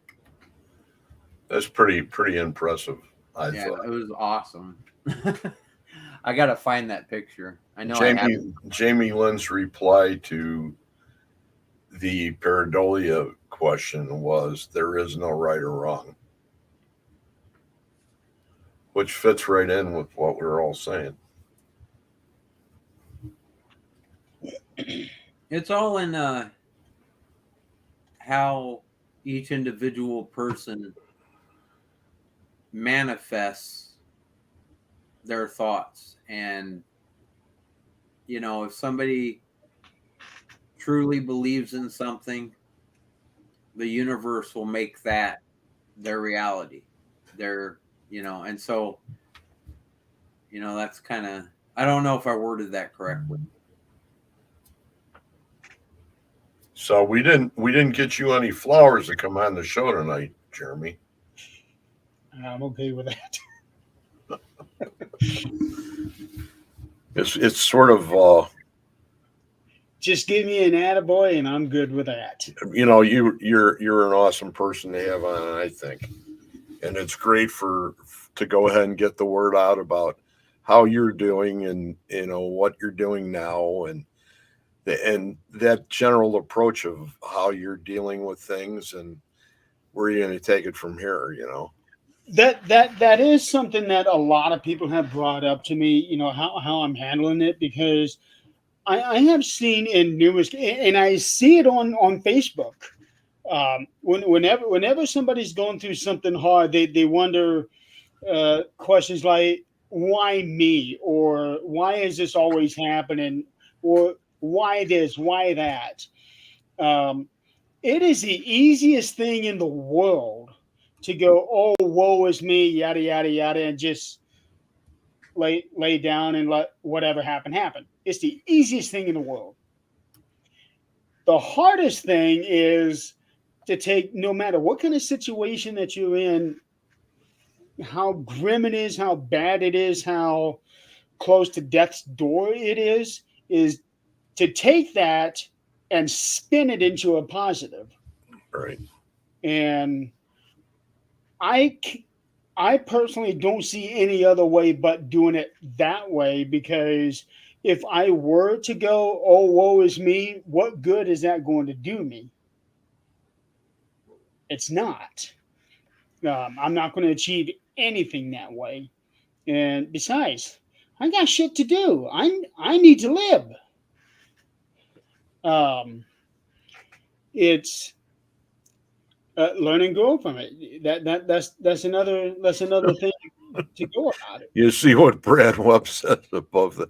Yeah, he does that to me every time I get on the show, no matter if it's Oh, happen. oh man. It ain't gonna happen. He works night shift, so he needs Right. something to keep him occupied during the night, and I am not giving him that.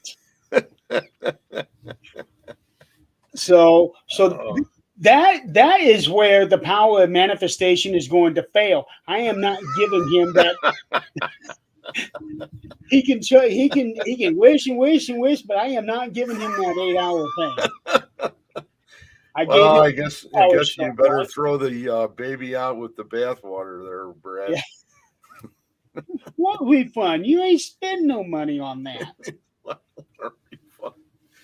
Oh boy, I'll tell you, some of these people, wasn't for Brad, we wouldn't be laughing right now. Right.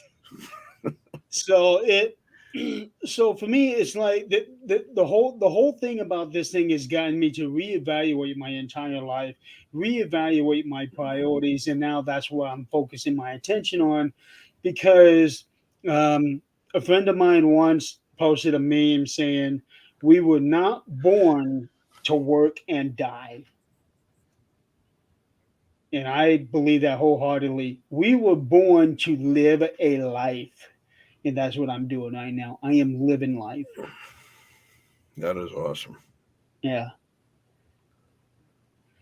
And that's why I'm writing these stories, because now I actually have the time to do it. I have been wanting to write stories for years, but because of my work, I would get home. I am not only just physically exhausted, but I am mentally exhausted. So I can't think of anything up trying to come up with a story. Now that I'm home all the time, the wheels are constantly turning. That's why I am writing every single day, even during the weekend. The last time I did not sit down to write anything was back in January. Wow. And that is including having 2 surgeries in March. I have written every single day. That's awesome. Hey, Jeremy, I got a question for you. Yeah. This is twice now that Brad has brought up a can holder. What's he talking about? He said it'll get you going. Oh, Something about a can you holder. really want me to talk about this?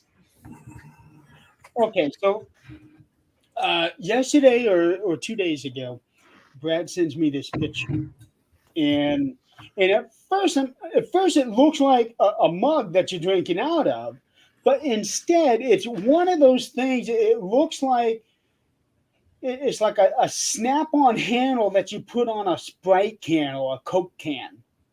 I'm thinking, well, what is this? So you don't have to worry about it holding on to a sweaty can. And really, I can see having a handle for a tumbler because it's bigger, and but for an 8-ounce can, really. And I asked Brad, please tell me you did not spend money on this thing. It was worse. He printed it. Oh, you're kidding. He printed out this thing. I'm thinking, and he said, people might spend money on this. Yeah, there are some people who would spend money on this, but it ain't going to be me. And he brought up the whole thing about the cans being sweaty, so you got those I've never had an issue with that. I never even thought of it. You just open up the can, grab it, drink it, and you're done with it. I don't need no handle thing for it. Of course, that's what they make those koozie things for. Keep it cold and. Yeah, to keep it cold, but that's not what this thing is. It's right, but I mean it's dry on the outside. Yeah, you're holding something that's holding the can. Can't you just hold the can yourself? It's like a can holder. Yeah, I couldn't believe I actually had this conversation with him. He said he sold 3. Brad, please tell me it was people I don't know. The next thing you should print out, Brad, is something that you hang on the wall, and it's a can holder.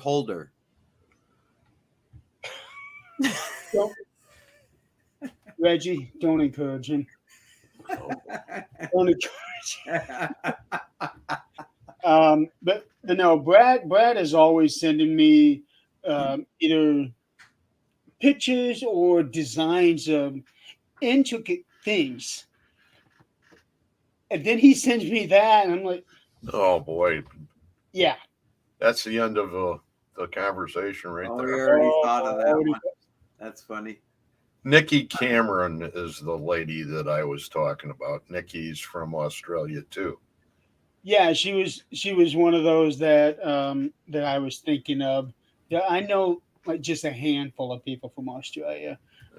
Nikki is one of them, and Rekovich, Renata Daniels, they're from Australia. Kelly is from Australia. I remember Nikki when she came on and joined her first podcast over here from Australia. Good night, Jamie. Good night, Jamie. Good night. Oh, Brad, you certainly got a laugh out of me. I'll give you that. So it's 9:06, Reggie. You know why they used to why they call them roach clips, don't you? What? Why they call them roach clips? You know, that holds the weed. You know, back in the day, because the name potholder was already taken. Oh, I thought no. I think you made up for everything else tonight. It's the most positive thing. When you say can holder, that was the first thing that popped into my head was a potholder. Potholder. Oh, I now, hope that all of a sudden I am thinking of nothing but dad jokes.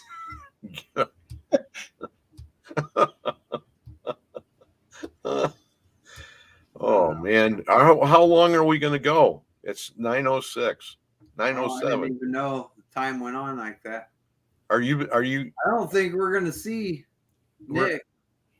You want to give him 10 more minutes? Well, I sent him a link before we started. Jeremy, do you got 10 more minutes or not? Yeah, I got 10 more minutes. After that, he's going to charge you, Reggie. So, what kind of jokes are you thinking of? I was just thinking of the term dad jokes. Oh. But I like old Stephen Wright jokes, and they're my favorite ones. George Carlin. Some of the jokes that my favorite all-time joke, and it's not necessarily one that I can repeat, at least not on a PG-13 show, actually comes from Ron White. Oh, boy. You can see where this is going. Real fast. Yep. Both of my sons love to listen to him.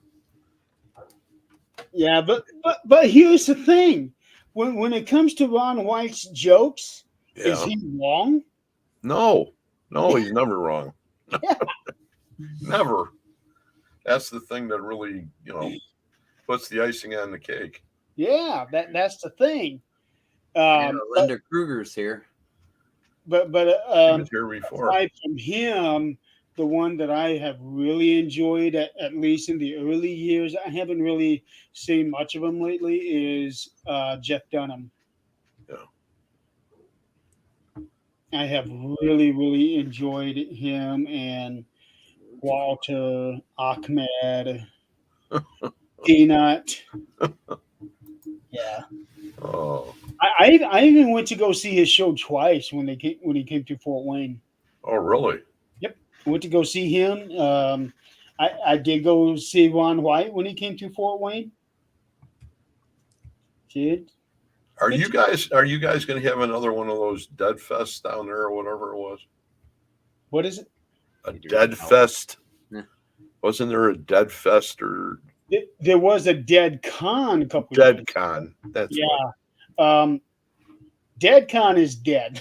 it's Let me tell you. dead. That's dead. Yeah, there was some bad controversy behind all of that. Now, don't get me wrong. I sat up there and I had a good time. But the promoter of that event, there was a lot of this and that being said, including from people like Jason Hawes, saying that all the things that he and his team were promised weren't delivered. They weren't paid for their appearance, and also the hotel that they had, the hotel that was supposed to be reserved for them was not reserved for them. It was just a big mess. Um, and now we have a new thing called FW Paracon coming to Fort Wayne later this year, and we're gonna be setting up there. It's the last weekend of September, 26, 27, something like that. So things will be set up there. Um, yeah, I'm looking forward to that. We have that, and then we also have Para Unity 5, which is hosted by Clarissa in Peru, Indiana, and Wow. that is the third weekend in October, the week before Halloween. So we're looking forward to that one. And as far as conventions go, those are the only two conventions that we're setting up at.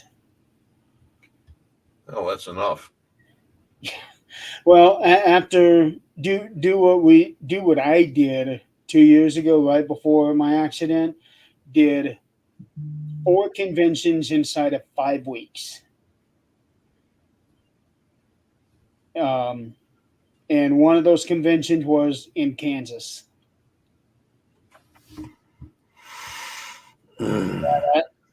I was burnt out. I was burnt out of doing conventions. Um, Especially the distance, you know, yeah. that takes its toll right there, let alone you're being on your feet and talking to people for 18 Oh, hours a day. I don't have a problem with talking to people. I'll talk to people all day long. Right. But I mean, that and everything else combined. Yeah. It's Well, killer. what does take a lot out of you is if you're one of those in charge with having this convention set up and running, which I was for two of them. Um, not completely in charge, but at least helping out with them. It takes a lot out of you. Stay on people. Yeah. Especially when you're trying to make room for the tables and the booths, which for the Para Unity last year, because we had so many vendors, it was a wonder how we was able to get everybody the space that they paid for. Wow. It was packed, How many vendors did you have there? like 60 soon. Wow. Yeah, and we had two buildings, and they're not that big a building. They're like little halls that you rent out. If all of them had just one table, that'd be fine. But a lot of them had 2 tables, 3 tables. I personally had 3 tables. Um, but still, it was pretty packed. We had a good time, but it was really packed. Oh, that's unbelievable. I was just curious because I know it's one of those places that I always figured I'd end up going to a convention at. But it's still a long way from where I'm at. Because I'm way up at the Wisconsin border. Okay. Well, Nick came down to Perry Unity last year. Trying to think. I think he said it took him 3 hours to drive. Or his dad 3 hours to drive. To Fort Wayne. No, Peru. Peru is an hour and about 90 minutes from Fort Wayne. But depending on which way you go, it might be about the same distance for you. Because you're coming down 30, and 30 will take you straight into Fort Wayne. But at some point, you need to veer off and take 31 and go down south to get to Peru. Yeah, you see, I knew 30 because I used to go to Lake Webster and the Tippecanoe and Barbie chains because we used to chase muskies, so we were always right around that area in the fall, late fall usually. Do you ever go to the Barbie Hotel? Oh, the haunted one? That's haunted. I've been there one time and we weren't given what we were supposed to get. All we could do was the restaurant. Because we were led to believe that we could have the entire hotel. And when we got there, it turned out there were people living at that hotel. So for me, Barbie Hotel ended up being a big waste of time. Well, we just had somebody show up in the background. What's up, guys? What's up, 1 Nick? minute, Nick. 1 minute. 1 minute. At 10:07, we said we would give you 10 minutes and then we were calling it. It's now 16. Oh my God. I got home as quick as I could. Yeah, that's. How was the convention down there? Oh my God. It was so much fun. I really wish you were out at this one. It was a lot better than I expected it was going to be. So it was totally worth going out. You were at the other ones, so how did it rate compared to the first one? Oh, man, that's a really good question. I don't know. It's kind of. I mean, I usually like them all equally, although I think this one may have been a little bit larger compared to some of the others. I know it was a little bit difficult seeing the speakers because I'm not trying to criticize, but it's sometimes a little bit hard to have a convention. You have the speakers in the same room up on the stage. Yeah, you can't. You're heavily distracted by it. So, I'm more of that kind of person that likes to see speakers in a separate room so you don't get all that distraction. Did you see Reverend Christina? No, you know what? Surprisingly, I didn't. I was really surprised I didn't see her at all. I know she was supposed to be there, but I didn't see her. So I did have the opportunity of meeting Chad Lewis, though, for the first time, and he is truly an awesome guy. I also found out from him there was actually another, I guess you can call Cryptid Fest that somehow I didn't know about, focusing on the Big Muddy Monster of Southern Illinois. They're having their very first Big Muddy Monster Festival for the 50th anniversary of the original sightings that occurred back in the early 70s. It's like, had I known about this, we would have marked it down, no doubt. There you go, Jeremy. Big Money Fest.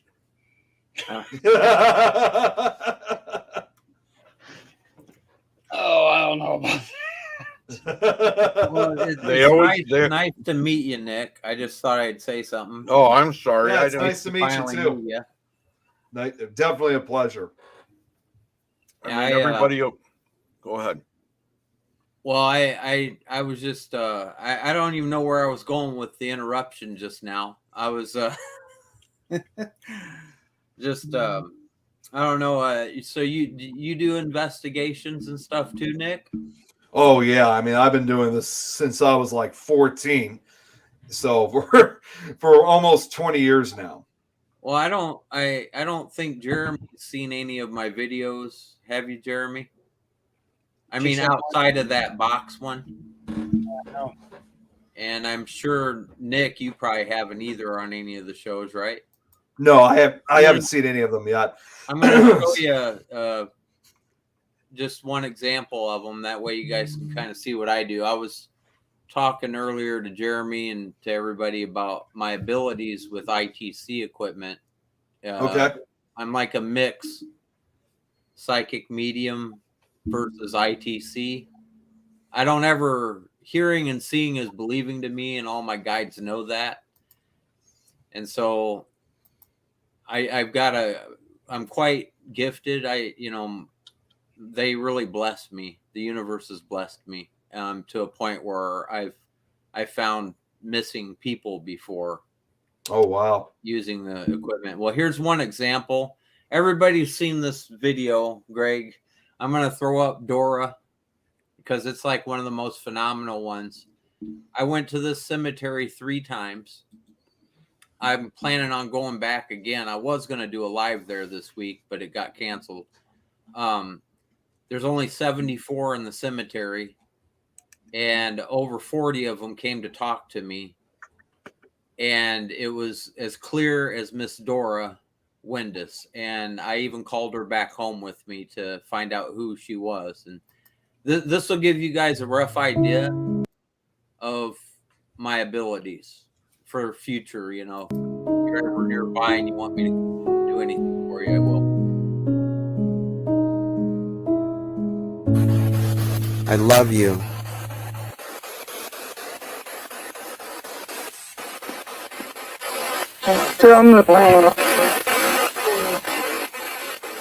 I love you so much. We may get in the car here in a minute.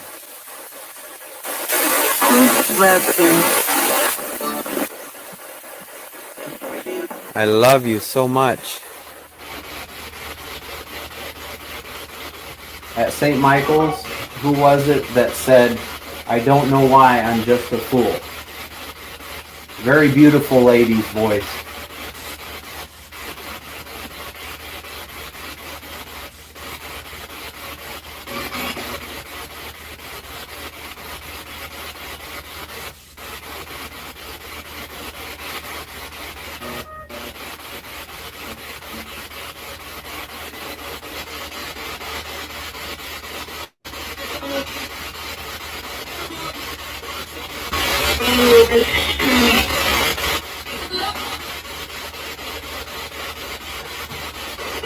It was you? I'll talk to you soon. You guys know where I live. Dorothy Windus? Dora Windus? Are you here? Yeah. Is this your son, Stone Albert?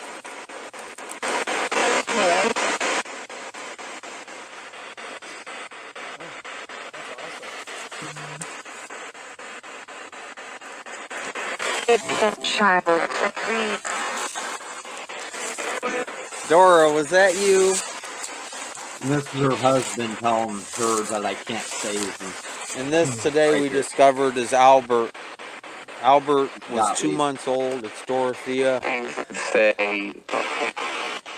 And Gottlieb's son that passed at 2 months old.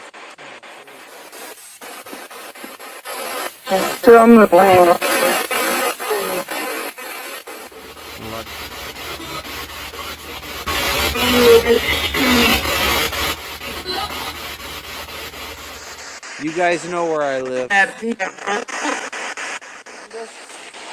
Are you here? Is this your son, Stone Albert?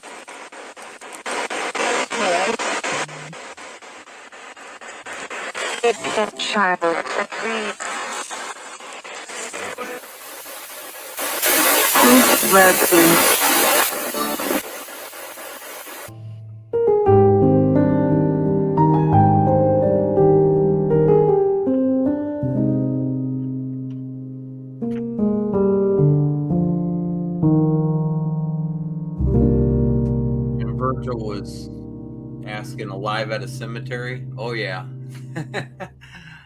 Yeah, I do this sort of thing.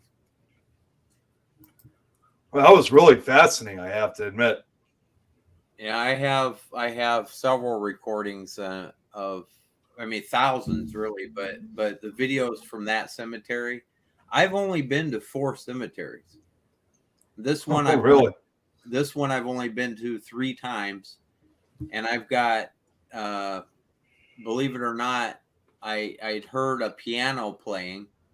Greg actually, he loves this one. I heard a piano playing on, like, just a piano played, and I'm like trying to figure out, why. And then the second time I went, as I crossed talking to the Rotors, a piano played again. And then by the third time I went there, I asked her, and I'll go ahead and bring this video up because you are going to be blown away by it. I asked her if I wanted to make a duet with her on my guitar, and if she'd play more piano parts. And she just lit it up with different piano parts.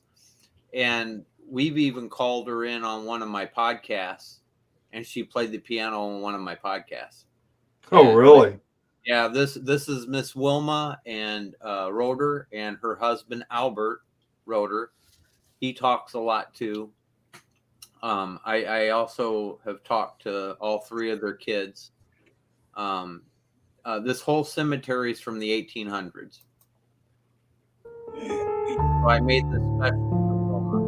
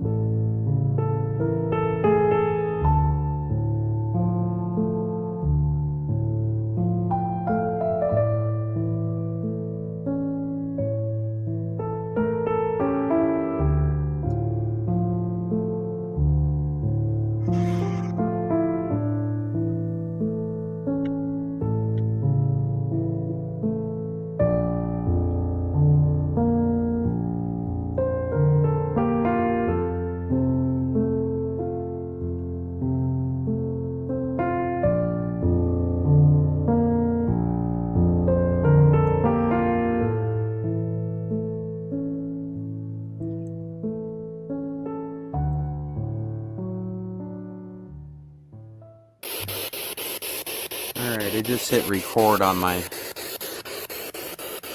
camera again. You can see Christy in the background.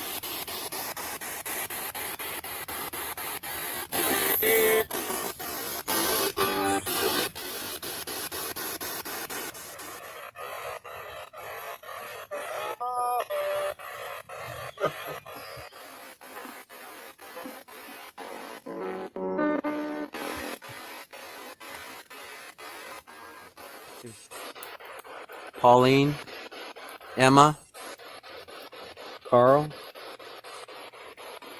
Wilma, Albert.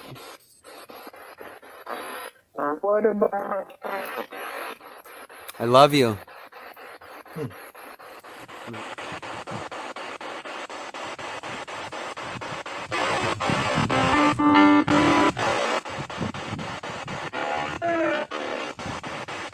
Hi. I've missed everybody here.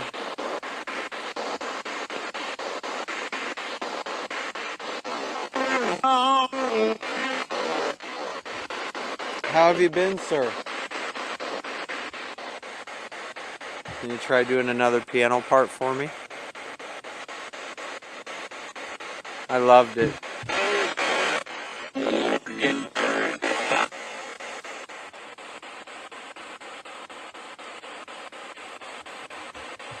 I heard a piano playing a couple of times walking through here. And I thought about doing a duet with you on my guitar.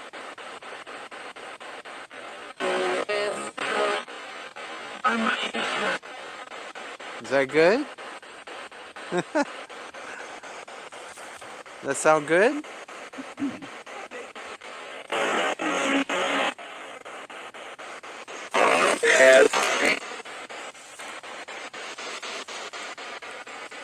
It's very a happy thing. I love you guys so much. Is Carl, Emma, and Pauline here?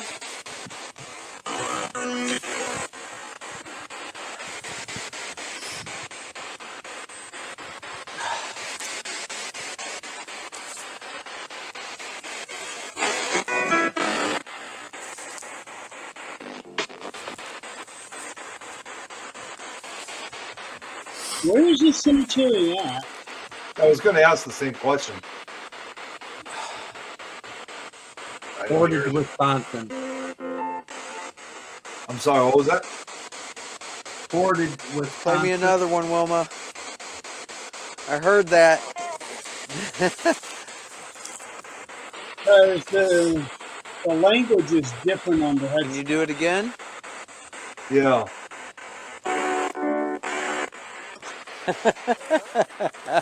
What language? Beautiful. That'll be part of the song. Yes. Could be German. Yes, yes, yes. Oh, no. I was going to say, I think it's Oh German. my God. It's That was German. amazing. That's what I was thinking. They're a German community. Okay. Oh my God. Thank you so much. You want to add anything more? We better.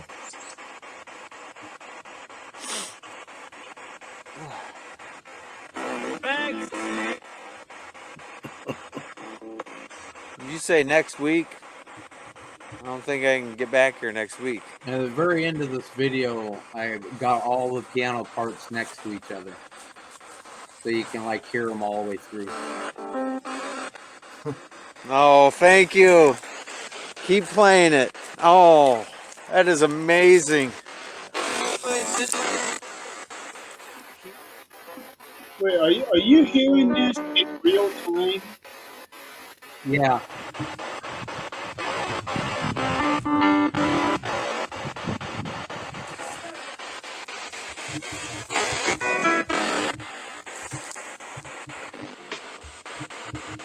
Oh, that's right. It's coming through the spirit box. Never mind. Right. Uh, That's what makes this so interesting, though. Yeah, this is really fascinating. I was thinking something else. Oh, thank you. We did. Wow. We did the final one that we did at St. Pat's. Oh, St. Pat's Cemetery, yeah. Yeah. Okay. Real quick, I want to call out to Linda. She was asking about Tater.